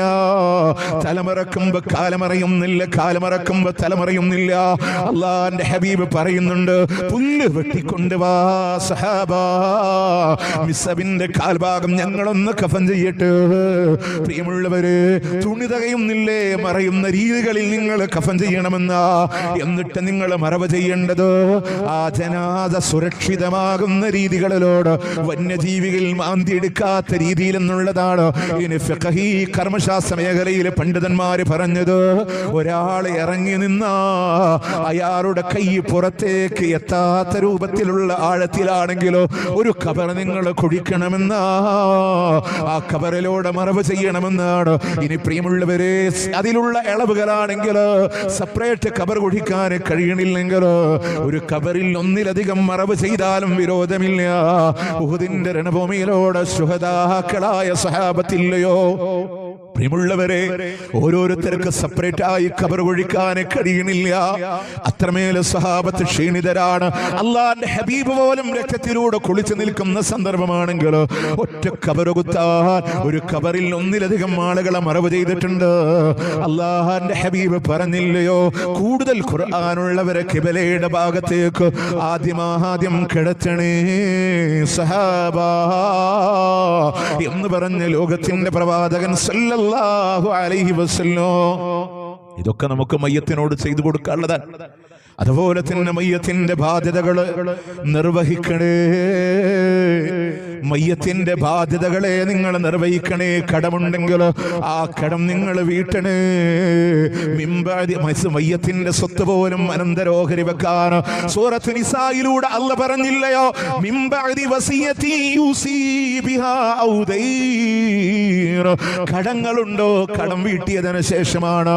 വസിയത്തുണ്ടോ, വസിയത്ത് നിർവഹിച്ചതിന് ശേഷമാണ് സ്വത്തുകൾ അനന്തരം വെക്കാറുള്ളത്. മയ്യത്തിന്റെ കടമുണ്ടെങ്കിൽ കടം പെട്ടെന്ന് തീർക്കണേ. ആ മേഖലയിൽ ഒരു കാര്യം കൂടെ പറയാണ്. അള്ളാഹു നമ്മളെ കാത്തുരക്ഷിക്കട്ടെ. അള്ളാഹ് ഷഹീദിന് പോലും പുറത്തു കൊടുക്കാത്ത പാപമാണ് കടമെന്ന് പറയണത്. നമ്മളൊക്കെ പല രൂപത്തിൽ, ഞാൻ പോലും വലിയൊരു പ്രതിസന്ധിയിൽ നിങ്ങളോട് സംസാരിക്കുന്നത്. കാരണം പലരും വിശ്വസ്തരായി കൂടെ നടന്നവർ നമ്മളുടെ സമ്പത്തെടുത്ത് പോകുമ്പോൾ നമ്മൾ മനസ്സിലാക്കി, നമ്മളൊക്കെ 1 രൂപയാണെങ്കിൽ 1 രൂപ, 1 രൂപയാണെങ്കിൽ 1 രൂപ, അത് വളരെ വിലപ്പെട്ടതാണ് കടബാധ്യതയുടെ വിഷയത്തിൽ. ഞാൻ പറഞ്ഞെന്താ അറിയോ, നമ്മളൊക്കെ സാധാരണഗതിയിൽ പറയും, മയ്യത്തെടുക്കണ നേരത്ത് പള്ളിയിൽ ഒരു പറച്ചിലുണ്ട്, വാക്കാലോ പ്രവർത്തിയാലോ എന്തെങ്കിലും ഉണ്ടെങ്കിൽ പുറത്തു കൊടുക്കണം കേട്ടോ. പക്ഷെ എല്ലാവരും നമ്മളെ വീടിന്റെ മുറ്റത്തെത്ത് നമുക്ക് ഉറപ്പുണ്ടോ? നമ്മളുടെ ലൈഫിനെ നമ്മൾ അപ്ഡേറ്റ് ചെയ്യണം. രണ്ടാമത്തെ ഒരു വാക്കുണ്ട്, സാമ്പത്തിക ഇടപാടുമായിട്ട് എന്തെങ്കിലും ഉണ്ടെങ്കിൽ മൂത്ത മക ഏറ്റെടുത്തിട്ടുണ്ടെന്നാൽ അതുകൊണ്ടൊന്നും ബാധ്യത വീടില്ല കേട്ടോ. ഏറ്റെടുത്തോണ്ടായില്ല, ഏറ്റെടുക്കണം, വീട്ടും വേണം. പക്ഷെ നമ്മളൊക്കെ വിചാരിക്കണ പോലെ ഏറ്റെടുത്തുകൊണ്ട് തീർന്നു എന്ന് വിചാരിക്കരുത്. അള്ളാന്റെ ഹബീബ് സല്ലല്ലാഹു അലൈഹി വസല്ലം മയ്യത്ത് നിസ്കരിക്കാൻ വേണ്ടി വരിക. മുത്തറസൂൽ ചോദിക്കുന്നുണ്ട്, ഹൽ ദല്ല അലാ സാഹിബിക്കും ദൈനാ, നിങ്ങളുടെ കൂട്ടുകാരന് വല്ല കടവുമുണ്ടോ സഹാബ? അവിടുന്ന് പറഞ്ഞു, നബിയേ 2 ദീനാർ കടമുണ്ട് നബിയേ. വെച്ചകാലെ പുറകോട്ട് വെച്ച മുത്തുനബിയുടെ വാക്ക്, സല്ലൂ അലാ സാഹിബിക്കും, നിങ്ങളുടെ കൂട്ടുകാരനെ നിങ്ങളെ തന്നെ നമസ്കരിച്ചു കൊള്ളുക. ഞാനില്ല സഹാബ, നിങ്ങളെ തന്നെ നിസ്കരിച്ചോളാ. ഖതാദ റളിയല്ലാഹു അൻഹു കൈയോണ്ട് തടുത്തിട്ട് പറയാണ്, ഞാൻ ഏറ്റെടുത്തോളാ നബിയേ, സൂക്ഷിക്കണേ, നിന്റെ മേലാണ് ബാധ്യത. അടുത്ത ദിവസം കണ്ടപ്പോ ചോദിക്കുന്നു ഖതാദ, നീയാ കടം വീട്ടിയോ? ഇന്നലെ മരിച്ചിട്ടല്ലേ ഉള്ളൂ നബിയേ, അള്ളാന്റെ ഹബീബ് പറഞ്ഞു, സൂക്ഷിക്കണേ, നിന്റെ മേലാണ് ബാധ്യത. അടുത്ത നേരം കാണുമ്പോ ചോദിക്കുന്നു ഖതാദ, നീയാ കടം വീട്ടിയോ? ഞാനതിനെ വീട്ടിയിട്ടുണ്ട് നബിയേ. അള്ളാന്റെ ഹബീബ് പറഞ്ഞ മറുപടി എന്താണെന്നറിയോ? ഇപ്പോഴാ നിന്റെ സഹോദരന്റെ തൊലി ഖബറിലൂടെ തണുത്തു പോയതെന്ന് നബി സല്ലല്ലാഹു അലൈഹി വസല്ലം. ഏറ്റെടുത്തത് കൊണ്ട് ആയിട്ടില്ല. എപ്പോഴാണോ കൊടുത്തു വീട്ടുന്നത് അപ്പോഴാണ് ഖബറിലൂടെ സ്വസ്ഥനായത് എന്ന. വാപ്പമാരെ, കോടികളുടെ ആസ്തി ഉണ്ടെങ്കിലോ 10 ലക്ഷമല്ലേ കടമുള്ളൂ എന്ന് കരുതുന്നവരുണ്ടെങ്കിലോ, വാപ്പാന്റെ മയ്യത്തിന്റെ കടം മക്കളെ ഏറ്റെടുത്ത നാട്ടും പുറത്ത് മക്കൾ എന്താണ് പറയാന്നറിയോ? ഇപ്പൊ നമ്മൾ വിൽപ്പനക്ക് വെച്ച ആളുകൾ പറയും, കടം പണത്തിന് ആവശ്യമുള്ളത് കൊണ്ടാണ്, ഉദ്ദേശിച്ച വില കിട്ടില്ല, കുറച്ച് കാലം കഴിഞ്ഞ് കൊടുക്കാമെന്ന് കരുതുന്നുണ്ടെങ്കിലോ, വാപ്പാ അത് വീട്ടുന്ന സമയം വരെ ഖബറിലൂടെ അനുഭവിക്കേണ്ടി വരുമെന്ന അല്ലാഹു കാത്തുരക്ഷിക്കട്ടെ. പ്രിയമുള്ളവരെ, അല്ലാഹുവിന്റെ റസൂൽ ദുആ ചെയ്യാൻ പറഞ്ഞിടത്ത് പോലും പറഞ്ഞില്ലയോ വലബത്തുദ്ദീന് കടം ഇങ്ങനെ അതിജയിക്കുന്നത് ആളുകൾ നമ്മളുടെ മേൽ ആധിപത്യം സ്ഥാപിക്കുന്നത്. കടണ്ടെങ്കിലേ കടമുള്ള ആളുകൾക്ക് നമ്മുടെ മേൽ ആധിപത്യമുണ്ട്. നമ്മൾ അവരുടെ മുമ്പിൽ ചൂളിപ്പോവും. അല്ലാഹു സുബ്ഹാനഹു വ തആല നമ്മളെ കാത്തുരക്ഷിക്കുമാറാവട്ടെ. കാരണം ചെറിയ ചെറിയ ഡിസിഷനുകളിൽ സംഭവിക്കുന്ന, ഞാൻ വളരെ നിങ്ങളോട് ഒരു കടവില്ലാണ്ട് ജീവിച്ചിരുന്ന മനുഷ്യനാണ് ഞാൻ. നമ്മളിങ്ങനെ എൻ്റെ സഹോദരൻ എന്ന രീതിയിൽ കൊണ്ടു നടന്നവർ, എൻ്റെ കമ്പനിയും പല സംഭവങ്ങളും. അപ്പൊ നമ്മൾ സത്യത്തിൽ ഉള്ളു പടച്ചിട്ട് ഞാൻ ഈ പറഞ്ഞേ, എന്തുകൊണ്ടെന്നറിയോ, നമ്മളൊരു ബാധ്യതയ്ക്ക് ചെന്ന് വീഴാൻ. നമ്മൾ മനസ്സിലാക്കേണ്ടത് അള്ളാഹു ദുആ ഏറ്റവും വലിയ ആയുധം, അള്ളാഹു തീർച്ച തരും. പക്ഷെ നമ്മൾ വിചാരിക്കേണ്ട ഒരു വിഷയം, നമ്മൾ എന്ന് മരിക്കണോ അതിനു മുമ്പ് ഒരു രൂപ പോലും ബാധ്യതയില്ലാതെ ഒന്ന് നോക്കിയാൽ നിങ്ങൾ ഷഹീദിന് പോലും അള്ളാഹു പുറത്തു കൊടുക്കൂല എന്നുള്ളതാണ്. അതുകൊണ്ട് മാക്സിമം വേടിക്കുന്ന സാഹചര്യങ്ങൾ ഇല്ലാതാക്കാൻ നമ്മളൊക്കെ ശ്രദ്ധിക്കണം. മരിച്ച മയ്യത്തിന് കടമുണ്ടോ എത്രയും പെട്ടെന്ന് കൊടുക്കുക. അതിലൊക്കെയാ ഉസ്താദുമാരെ നിർദ്ദേശം കൊടുക്കുക. ഞങ്ങളിവിടെ അൽഫാത്തെ വിളിക്കുക, ചോറ് വെക്കുക, നിങ്ങളവിടെ ആടിപ്പാടാൻ വരി, ഇന്ന് 70,000 ദിക്രം, 1000 ശേഷം ഒരാഴ്ച നമുക്ക് ഈ പരിപാടി നടത്താം, മൈക്കിലൂടെ നമുക്ക് ഒരു ആണ്ട് നടത്താം. ഇതൊക്കെ പറയുന്നതിന് മുമ്പ് ഏറ്റവും ഗൗരവം കൊടുക്കേണ്ട അതിനാണ്. വസിയത്തുകളുണ്ടോ? അനുവദനീയമായ വസിയത്ത്, ഹറാമായ വസിയത്തോ പാടില്ലാത്ത എന്റെ സ്വത്ത് മൊത്തം വാപ്പ പറയാൻ ഞാൻ ദീനി സ്ഥാപനത്തിന്, അത് അനുവദനീയല്ല. 3-1 വരെ പറ്റുള്ളൂ, കൂടുതൽ വേണ്ട. അങ്ങനെ അനുവദനീയമായ വസിയത്തുകളൊക്കെ നടപ്പിലാക്കുക, മയ്യത്തിനെ കൊണ്ടുപോയി മറവ് ചെയ്യുക. പ്രിയമുള്ളവരെ, അല്ലാഹുവിന്റെ ഹബീബ് പറയാണ് ഇനി എന്തൊക്കെ കിട്ടുമെന്നുള്ളതാണ്. അവിടെ ഹദീസുകളിലൂടെ കാണാ. പ്രിയമുള്ളവരെ, സ്വതഖ അല്ലാഹുവിന്റെ പ്രവാചകൻ സല്ലല്ലാഹു അലൈഹി വസല്ലം പഠിപ്പിച്ചതാണ്. മയ്യത്തിന് വേണ്ടി ദാനധർമ്മങ്ങളെ ചെയ്യാൻ, നമുക്കെന്ത് ദാനം ചെയ്യാൻ പറ്റോ അത് സ്വതഖ ചെയ്യണമെന്നാണ്. പ്രിയമുള്ളവരെ, മഹാനായ സഅദ് റളിയല്ലാഹു അൻഹു അല്ലാഹുവിന്റെ പ്രവാചകൻ സല്ലല്ലാഹു അലൈഹി വസല്ലമയോട് വന്ന് പറയുന്നുണ്ട്, നബിയേ, എന്റെ ഉമ്മാക്ക് അവസരം കിട്ടിയാൽ അവർ സ്വതഖ ചെയ്യും. എന്റെ ഉമ്മാക്ക് വേണ്ടി സ്വതഖ ചെയ്യാൻ പറ്റോ നബിയേ?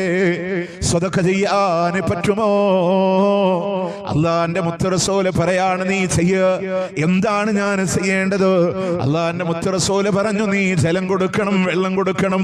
പ്രിയമുള്ളവരെ, ഒരു കിണർ കുത്തി കൊടുത്തില്ലയോ? ബിറും മിസ്അദ് എന്നാണ് അതിന്റെ പേര്. ബിറും മിസ്അദ് എന്നാണ് അതിന്റെ പേര്. സ്വതഖ ചെയ്യാം. അല്ലാഹുവിന്റെ ഹബീബ് പറയാം, അരിയാണോ നിങ്ങളെ കൊണ്ട് സ്വതഖ ചെയ്യാൻ പറ്റും, നിങ്ങൾ സ്വതഖ ചെയ്തോ. വാപ്പാക്കും ഉമ്മാക്കും വേണ്ടി റസൂൽ എന്തൊന്ന് കിട്ടുന്നു പറഞ്ഞോ, അതൊക്കെ നമുക്ക് ചെയ്യാം.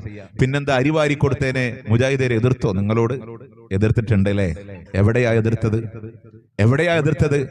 5ന്റെ അരി കൊടുത്തപ്പോ, 7ന്റെ അരിവാരി കൊടുക്കാന്ന് വെച്ചപ്പോ, 40ന്റെ ചടങ്ങിന് അരി കൊടുക്കാന്ന് പറഞ്ഞാൽ നമ്മൾ എതിർത്തു.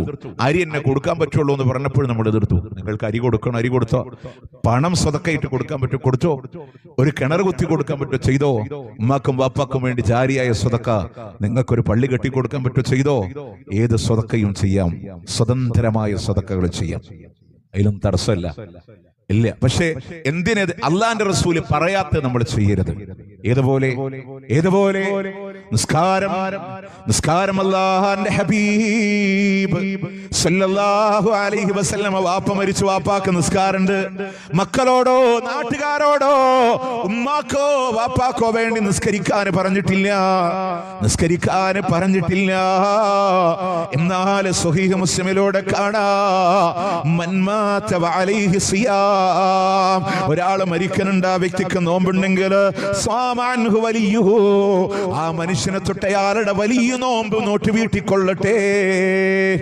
ഇപ്പൊ നോമ്പ് വീട്ടാൻ പറ്റും. പാപ്പാന്റെ നോമ്പ് കടണ്ടായിരുന്നു, വാപ്പ മക്കൾക്ക് ആ നോമ്പിന് വീട്ടിക്കൊടുക്കാം. അല്ലെങ്കിൽ മോൻ മരിച്ചു, മോന് നോമ്പുണ്ടായിരുന്നു, വാപ്പാക്ക് നോമ്പെടുത്ത് കൊടുക്കാം, ഉമ്മാക്ക് നോമ്പെടുത്ത് കൊടുക്കാം.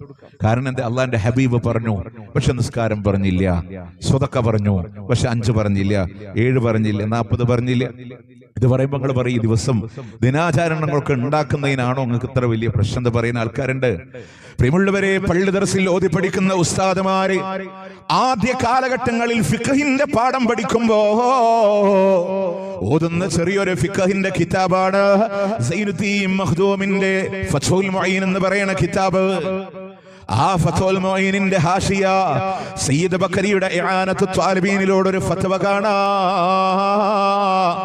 പ്രത്യേകമായി മരിച്ച ആളുകൾക്ക് വേണ്ടി പുണ്യം കിട്ടാൻ വേണ്ടി ഒരു ദിവസം നിശ്ചയിച്ച് ആ ദിവസത്തിൽ പ്രത്യേകമായ ഭക്ഷണമുണ്ടാക്കി വിതരണം ചെയ്യുമ്പോ അതിനെ തടുത്താൽ, അത് ബിദ്അത്താണെന്ന് പറഞ്ഞ് തടുത്താൽ അതിന് കൂലി കിട്ടുമോ, ഭരണാധികാരിക്ക് പുണ്യം കിട്ടുമോ എന്ന് ചോദിക്കുമ്പോ അതിന്റെ ഫത്വയിലൂടെ വായിക്കാനാമത് മാ യഫ്അലുന്നാസു അൽഇജ്തിമാഉ ഇൻദ അഹ്ലിൽ മയ്യിതി വസനീഇതാം.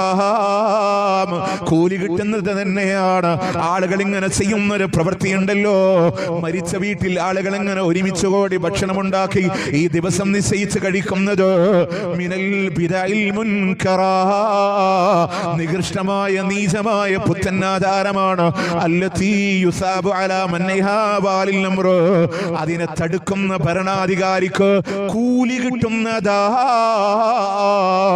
ഒരാൾ വന്ന് 5 ഉണ്ടാക്കി 7 ഉണ്ടാക്കി 40 ഉണ്ടാക്കി ആണ്ടുണ്ടാക്കി കഴിക്കുമ്പോ അതിന് ആ ബിദ്അത്തിനെ എതിർക്കുന്ന ഭരണാധികാരിക്ക് പുണ്യം കിട്ടുമെന്ന്, കൂലി കിട്ടുമെന്ന് നിങ്ങൾ പള്ളി ദർസുകളിലൂടെ പഠിക്കുന്ന ഫത്ഹുൽ മുഈനിന്റെ ഹാഷിയ സയ്യിദ് ബക്കരിയുടെ ഇആനത്തു ത്വാലിബീനിലൂടെ രേഖപ്പെടുത്തി വെക്കുന്നുണ്ടെങ്കിലോ പ്രിയമുള്ളവരെ, 5 നടത്താനോ 7 നടത്താനോ 40 നടത്താനോ നിൽക്കണ്ട. മറിച്ച് ഉമ്മാക്കും വാപ്പാക്കും വേണ്ടി സ്വതക്ക ചെയ്തോ, യഥേഷ്ടം നിങ്ങൾ സ്വതക്ക ചെയ്തോ. ഹജ്ജ് ചെയ്തോളാൻ പറഞ്ഞില്ലേ, ചെയ്തോ. ഉംറ നിർവഹിച്ചോളാൻ പറഞ്ഞില്ലേ, ചെയ്തോ.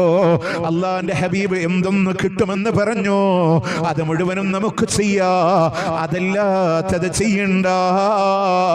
70,000 ദിക്ർ ചൊല്ലി അയക്കുന്നവരെ നിങ്ങൾ ഓർക്കുന്നുണ്ടോ? ആരായി ഈ മാതൃക നിങ്ങളോട് പഠിപ്പിച്ചത്? 70,000 എന്ന എണ്ണം പഠിപ്പിച്ചതാര്? ചൊല്ലണമെന്ന് പഠിപ്പിച്ചതാര്? ഏത് നബിയാ നിങ്ങളോട് പഠിപ്പിച്ചത്? ഏത് സഹാബത്തിന്റെ ജീവിതത്തിലാ നിങ്ങൾ കണ്ടത്? സഹാബത്തിന്റെ ജീവിതങ്ങളിൽ നിന്ന് പകർത്തിയെടുത്ത് താബിഈങ്ങൾ നിങ്ങളോട് പറഞ്ഞു തന്നോ?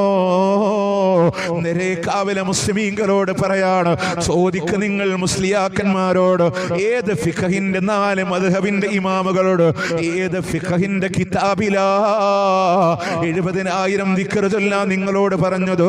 ഈ അടുത്ത കാലഘട്ടങ്ങളിലൂടെ ഉസ്താദുമാർ ഒരാഴ്ച നമുക്ക് ചൊല്ലിയിട്ട് ദുആ ചെയ്യാ എന്ന് നിങ്ങളോട് പറഞ്ഞിട്ടുണ്ടെങ്കിൽ എവിടെ നിന്നാണ് അതിന്റെ അടിസ്ഥാനമെന്ന് ചോദിക്കണേ. ഇനി ദിക്കറിലൊക്കെ എന്താ നടക്കല്? പരിഹാസങ്ങളല്ലേ സത്യത്തിൽ ദിക്കർ. എങ്ങനെ ദിക്കർ ചെല്ല? എങ്ങനെ ദിക്കറില്ല? ലാ ഇലാഹ ഇല്ലല്ലാഹ്, ലാ ഇലാഹ ഇല്ലല്ലാഹ്. ഒരാൾ എഴുതിയൊക്കെ ഇരിക്കും അതിന്റെ ഇടയിൽ. എന്തിനാണെന്നറിയോ? 70,000 എണ്ണം വേണമല്ലോ. അപ്പോ മൊത്തം ഇരിക്കുന്ന ആൾക്കാർ ആദ്യം എണ്ണം തുടങ്ങുമ്പോ 30 ആളിനെയും 30 ആളെന്ന് എഴുതി വെക്കും. അപ്പോ ഒരു വട്ടം ലാ ഇലാഹ ഇല്ലല്ലാഹ് എണ്ണ എത്രയും 30 എണ്ണായി അല്ലേ? അങ്ങനെ എണ്ണി അതിന്റെ ഇടയ്ക്ക് ഇങ്ങനെ കുറെ കഴിഞ്ഞിട്ടൊരു ദിക്കർ എണ്ണം പിടിച്ചൊരു 500 ദിക്കറൊക്കെ ആവണ നേരത്ത് വീണ്ടും ഒന്നുണ്ട്. അതിന് ഇടയിൽ പിന്നെ കുറച്ച് ആൾക്കാർ കയറിയിരിക്കുമല്ലോ. സാധാരണ പള്ളിയിലൊക്കെ ചീരണയുടെ അവസാന ടൈമിലാണ് കൂടുതൽ ആൾക്കാർ കയറുക. അപ്പോ ആ കയറുന്ന ആൾക്കാരുടെ നമ്പർ പിന്നെ എഴുതി വെക്കും. അങ്ങനെ എണ്ണി കാൽക്കുലേറ്റ് ചെയ്ത് 70 എണ്ണാക്കും. ഇതിന്റെ രസം എന്താ വെച്ചാൽ ഈ 70,000 ദിക്കർ ഇങ്ങനെ ചൊല്ലി ലാ ഇലാഹ ഇല്ലല്ലാഹ് തുടങ്ങിയിട്ട് ലാ ഇലാഹ ഇല്ലല്ലാഹ്, ലാ ഇലാഹ ഇല്ലല്ലാഹ്, ലാ ഇലാഹ ഇല്ലല്ലാഹ് ഒരു 50 പള്ളിയിൽ ആരെ നിങ്ങൾ ചെല്ലേ? ആരെ വിളിച്ചേ? പഠിച്ചവനല്ലേ വിളിച്ചു. എന്താ ഇതിന്റെ അർത്ഥം അറിയോ നിങ്ങൾക്ക്?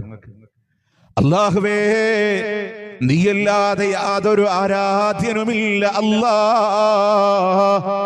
ഹൃദയത്തിൽ തട്ടി ചെല്ലുള്ളതാ, ഹൃദയത്തിൽ തട്ടി ചെല്ലുള്ളതാ. ധാരാളം ചൊല്ലിക്കോ. ജീവിച്ചിരിക്കുന്ന കാലത്ത് ലാ ഇലാഹ ഇല്ലല്ലാഹ്, സുബ്ഹാനല്ലാഹ്, അൽഹംദുലില്ലാഹ്, അല്ലാഹു അക്ബർ ചൊല്ലി അടുക്കളയിലൂടെ ഭക്ഷണം പാചകം ചെയ്യുന്ന ഉമ്മ, വാഹനം ഡ്രൈവ് ചെയ്യുന്ന സഹോദര, നാവുകളെ ദിക്റുകളെ കൊണ്ട് തത്തിക്കളിക്കട്ടെ.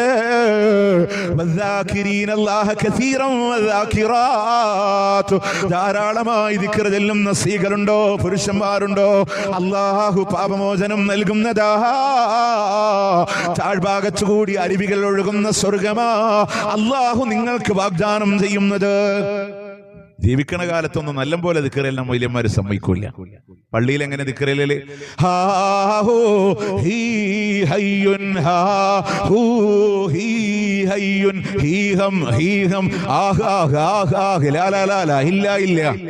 ഒക്കെ ഉണ്ടോ? റിഫൈ റാത്തീബിലെ ദിക്റകളാ. എന്നിട്ട് പറയും ഇങ്ങക്ക് മനസ്സിലാവത്തുണ്ട് www എന്ന് പറഞ്ഞ കുറെ സൈറ്റിക്ക് കയറി പോണ പോലെ ഹാ ഹൂ ഹി എന്ന് പറഞ്ഞ അർത്ഥമുണ്ട്. ലാ ഇലാഹ ഇല്ലല്ലാഹു മുഹമ്മദുർ റസൂലുള്ളാഹിയുടെ ഹി, ലാ ഇലാഹ ഇല്ലല്ലാഹു മുഹമ്മദുർ റസൂലുള്ളാഹി. ഒരുപാട് സമയം വേണ്ടേ, അവൻ ഷോർട്ടാക്കുക ഹാ ഹൂ ഹി ഹൈ. എന്നോട് വാപ്പാന്റെ സുഹൃത്ത് ബൈക്കുമ്പോ വരുമ്പോഴേ, സക്കരിയ എന്ന അദ്ദേഹത്തിന്റെ പേര്, പള്ളിയുടെ അവിടുത്തെ എന്നോട് പറഞ്ഞു. അപ്പൊ പള്ളിയിൽ നിന്ന് റാത്തീബ് വെക്കാൻ ഹാ ഹൂ ഹി ഹൈ. അപ്പൊ മുപ്പർ എന്നോട് പറയും ഇവരെന്തിനത്ര തിരക്കിട്ട് ഓതുന്നറിയോ, ഈ നെയ്ച്ചോറിന്റെ മണങ്ങനെ അടിക്കുമ്പോൾ ക്ഷമയില്ലാത്തോണ്ടാണ്. അപ്പോ നിങ്ങളാ ലാ ഇലാഹ ഇല്ലല്ലാഹു മുഹമ്മദുർ റസൂലുള്ളാഹി ഹാ ഹൂ ഹി എന്ന് ചെല്ലണ്ടോ? ഞാൻ ചോദിക്കട്ടെ, ഇങ്ങനെ നിസ്കാരം വരെ നിങ്ങൾ ഷോർട്ടാക്കൂലേ? ദിന്ദിമാമ ദിന്ദിമാമ ദിന്ദിം എന്താ അല്ലാഹുമ്മ സ്വല്ലി അലാ മുഹമ്മദിൻ വഅലാ അലി മുഹമ്മദിൻ കമാ സ്വല്ലൈത അലാ ഇബ്രാഹിമ വഅലാ അലി ഇബ്രാഹിമ ഒക്കെ ചുട്ടുകൂട്ടി ദിന്ദിമാമ ദിന്ദിമാമ ദിന്ദി അസ്സലാമു അലൈക്കും അങ്ങനെയൊക്കെ ഒരു നിസ്കാരം ഉണ്ടാവും. അതുകൊണ്ട് ഈ ഹാ ഹൂ ഹി ഹൈ ഹീഹം ആഹ് ആഹ് ലാ ഒക്കെ വേണ്ട. ലാ ഇലാഹ ഇല്ലല്ലാഹ് സുബ്ഹാനല്ലാഹ് അൽഹംദുലില്ലാഹ് അല്ലാഹു അക്ബർ സുബ്ഹാനല്ലാഹി വബിഹംദിഹി സുബ്ഹാനല്ലാഹ്. ഈ ദിക്റുകൾ ധാരാളമായിട്ട് ചൊല്ലി അങ്ങനെ ദിക്റുകളെ ചൊല്ലുക. അല്ലാതെ മരിച്ചോടത്ത് 70,000 ദിക്ർ ചൊല്ലിട്ടോ ഇല്ല. പ്രിയമുള്ളവരെ, പെട്ടെന്നൊന്ന് അവസാനിപ്പിച്ചോട്ടെ. അതുപോലെ തന്നെ മരിച്ച വീട്ടിൽ അന്ന് തന്നെ സദ്യ ഉണ്ടാക്കുന്നത്. പ്രിയമുള്ളവരെ, മരിച്ച വീട്ടിൽ ഉസ്താദ് അനൗൺസ് ചെയ്യാ, മറമാടി എല്ലാവരും തിരിച്ചു വരണേ, ഇവിടെ സദ്യ ഉണ്ട്, വിളമ്പിക്കൊടുക്കുക. അല്ലേ എന്ന് പറയാ. ഹദീസ് പഠിച്ചോ? ജാബിർ ഇബ്നു അബ്ദുല്ലാഹ് റളിയല്ലാഹു അൻഹു പറയാണ്, കുന്നാ നഅദു അൽ-ഇജ്തിമാഉ ഇലാ അഹ്ലിൽ മയ്യിതി വസുൻഅതി തുആമ ബഅദ ദഫ്നിഹി മിനൻ നിയാഹ. മരിച്ച വീട്ടില് മയ്യത്ത് മറവ് ചെയ്തതിന്റെ ശേഷം ഒരുമിച്ച് കൂടി ഭക്ഷണം ഉണ്ടാക്കി കഴിക്കുന്നത് അനാവശ്യമായ വിലാപത്തിലാ ഞങ്ങൾ എണ്ണിയിരുന്നത് എന്ന് ജാബിർ ഇബ്നു അബ്ദുല്ലാഹ് റളിയല്ലാഹു അൻഹു സഹാബിയാ ജാബിർ ഇബ്നു അബ്ദുല്ലാഹ് റളിയല്ലാഹു അൻഹു പറയുന്നുണ്ട്, പ്രിയമുള്ളവരെ, മരിച്ച വീട്ടിൽ ഭക്ഷണം ഉണ്ടാക്കി കഴിക്കൽ ശരിയല്ലാതെ തെറ്റാണ്. ഇസ്ലാമിലുള്ള സുന്നത്ത് എന്താണ്? മുഅ്താ യുദ്ധത്തില് മഹാനായ ജഅഫർ ഇബ്നു അബീ ത്വാലിബ് റളിയല്ലാഹു അൻഹു ഷഹീദാവുകയാണ്.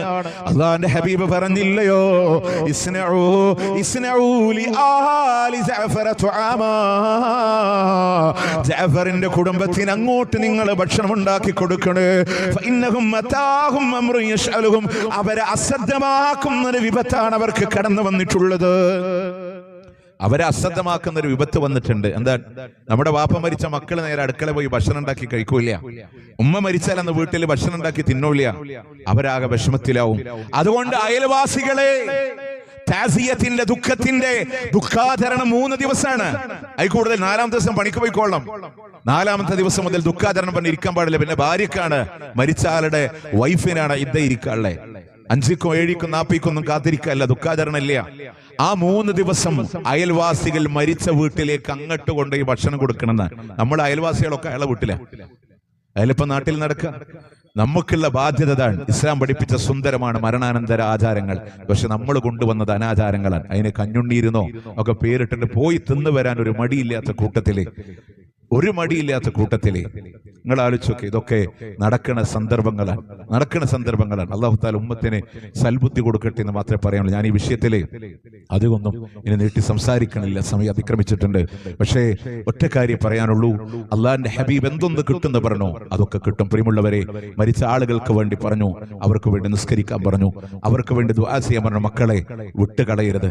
ഓരോ വക്തിലും നൂഹ് നബിയുടെ ഒക്കെ പ്രാർത്ഥനയുടെ രീതി പറയുമ്പോൾ, റബ്ബി അഫ്ർലി വലി വാലിദയ്യ, കണ്ടോ, എനിക്ക് എന്റെ മാതാപിതാക്കൾക്ക്, അള്ളാഹു നമ്മുടെ വിട പറഞ്ഞ മാതാപിതാക്കൾക്ക് അള്ളാഹു മഅഫറത്തും മർഹമത്തും നൽകട്ടെ.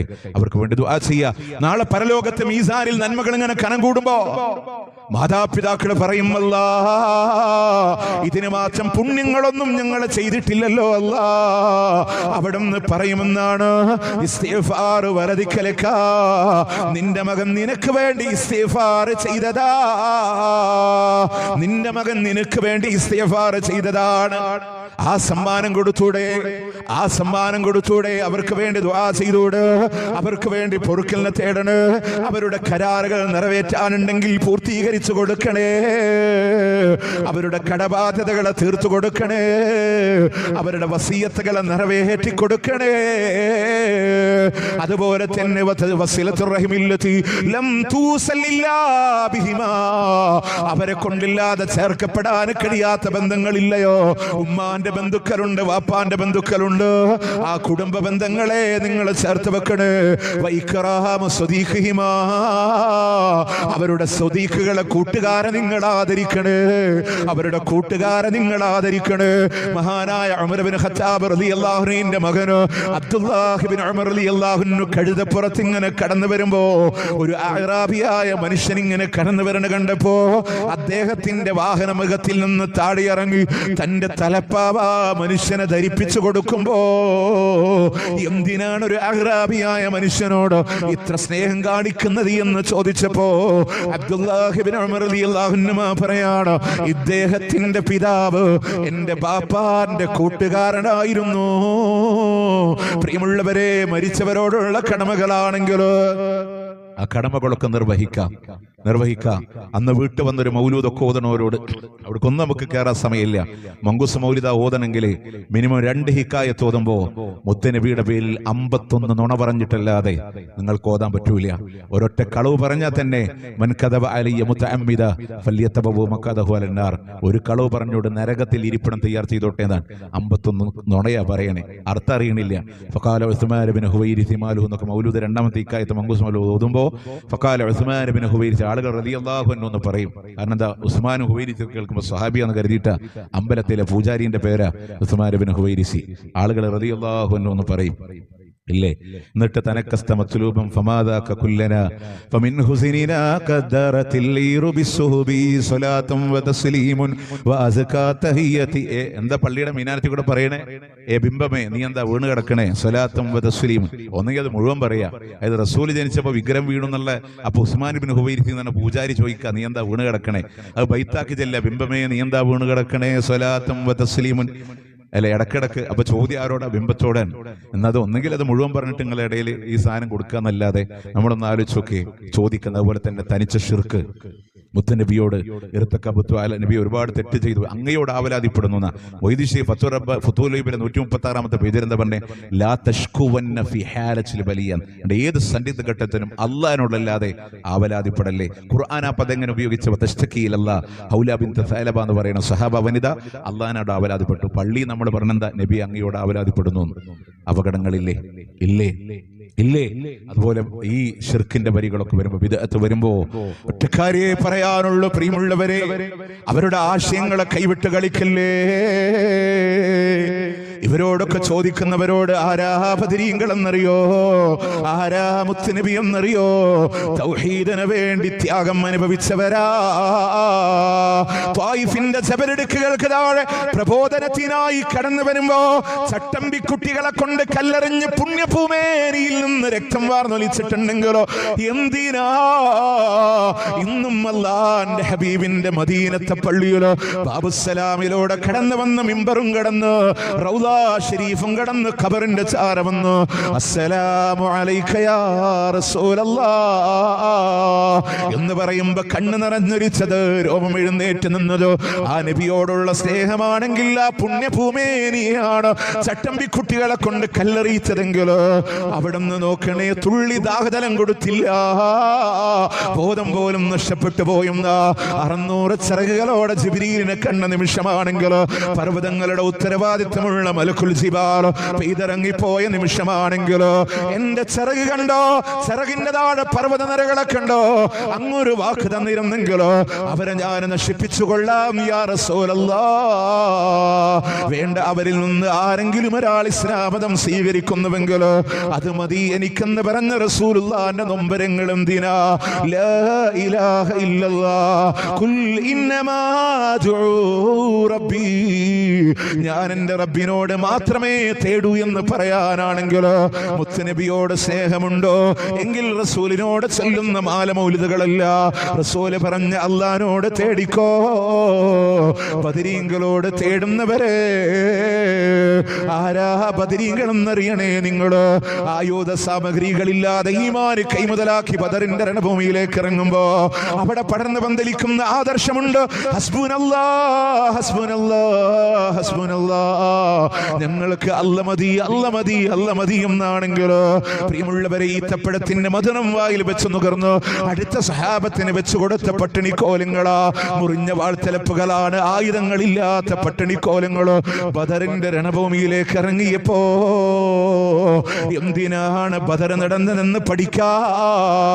ഇതുകൂടെ പറഞ്ഞ് വിട പറയാം ഈ സദസ്സിനോട്. പ്രിയമുള്ളവരെ, ആ യുദ്ധത്തിന്റെ തലേ രാത്രി ഉണ്ടല്ലോ, അള്ളാന്റെ ഖുർആൻ പറയാ, ഇത് നിർഭയത്വത്തോടുകൂടെ സകലമാന സഹാബത്തിനെയും അല്ല ഉറക്കി കിടത്തുകയാണ്. പക്ഷേ ബദറിന്റെ രണഭൂമിയിൽ ഉറങ്ങാത്തൊരു നായകനുണ്ട്. ആരാ? ലോകത്തിന്റെ മുത്തേ നബി മുഹമ്മദുർ റസൂലുള്ളാഹ്. നിരന്തരമായ തേട്ടമാണ് അള്ളാനോട്. കക്ഷത്തിന്റെ വെള്ള കാണുമാർ ഇരുകരങ്ങളും ആകാശഗോപുരങ്ങളിലേക്ക് ഉയർത്തിപ്പിടിച്ച് കരങ്ങിക്കരഞ്ഞ കണ്ണോടുകൂടെ തേടിയതല്ലാ. ഈ ചെറുസംഘത്തെ എങ്ങാനും നീ നശിപ്പിക്കുകയാണെങ്കിൽ നിന്നെ മാത്രം ആരാധിക്കപ്പെടില്ല അല്ലാ. ഭാര്യമാരെ വിധവകളാകോ മക്കളെ യതീമുകളാകോ എന്ന പേടിയല്ല, നിന്നെ മാത്രം ആരാധിക്കപ്പെടില്ല അല്ലാ. എന്തിനാണ് ബദരീങ്ങൾ അവരുടെ ജീവൻ കൊടുത്തത് എന്നറിയോ?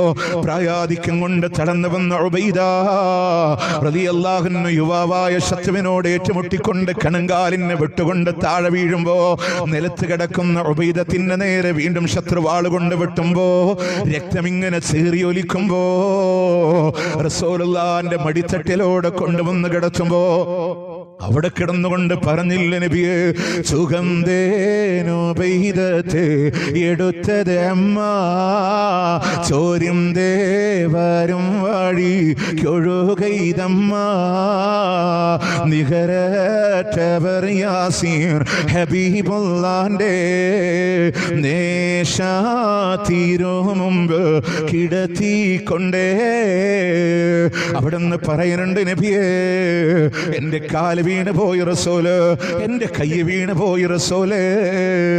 ബദർ യുദ്ധക്കളം വിട്ട് പിരിന്തോ ഞാനേ, ബദർ ശുഹദാക്കളിൽ ഞാനോ പെടുമോ തേനേ.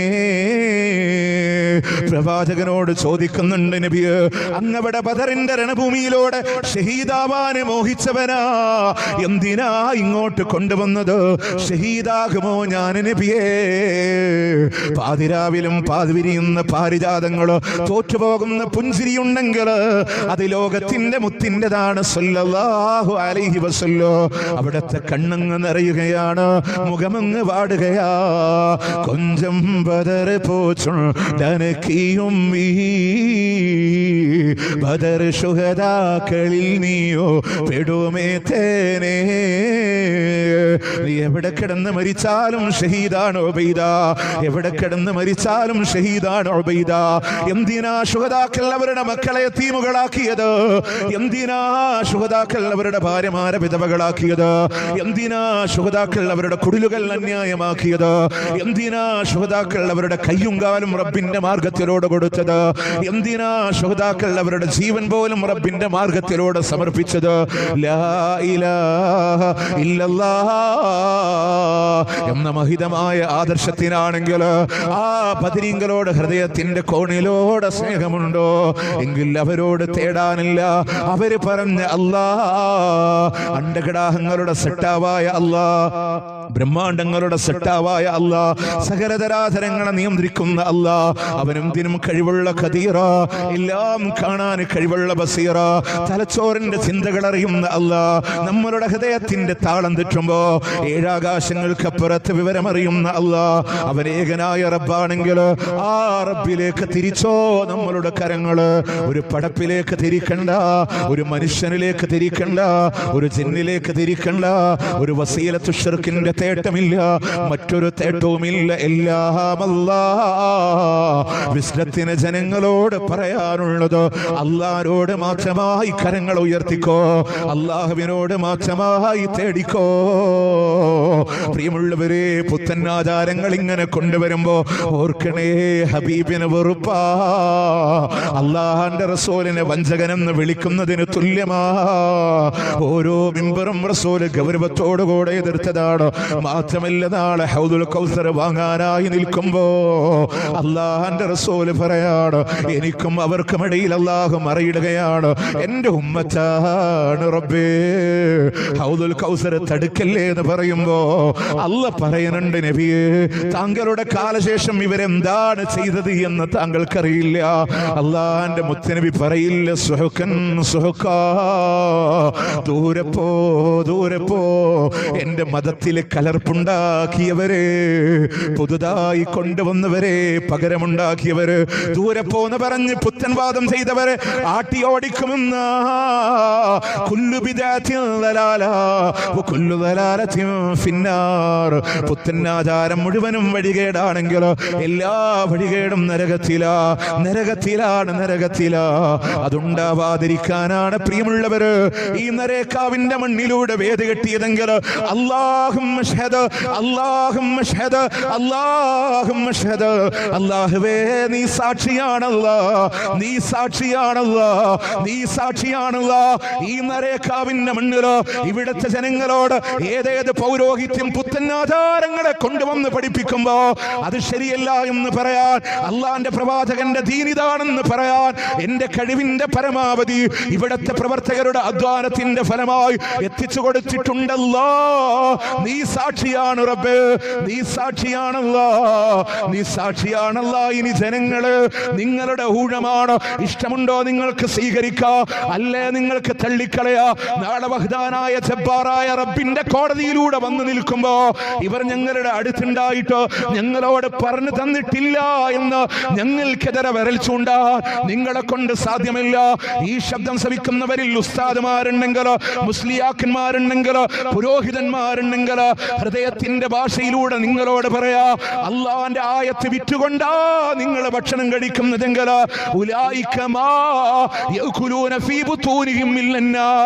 അവരുടെ വയറുകളിൽ അവർ തീയല്ലാതെ നടക്കുന്നില്ല. അല്ലാഹു നിങ്ങളോട് നാളെ സംസാരിക്കില്ല, അല്ലാഹു നിങ്ങളെ സംസ്കരിക്കില്ല, കാരുണ്യത്തിന്റെ നോട്ടം പോലും നിങ്ങളോട് നോക്കൂല. അതുകൊണ്ട് ജനങ്ങളോട് ദീനിന് ഉള്ളതിനെ ഉള്ളതുപോലെ പറഞ്ഞു കൊടുക്കണേ. അത്രേ ഞങ്ങൾക്ക് പറയാനുള്ളൂ.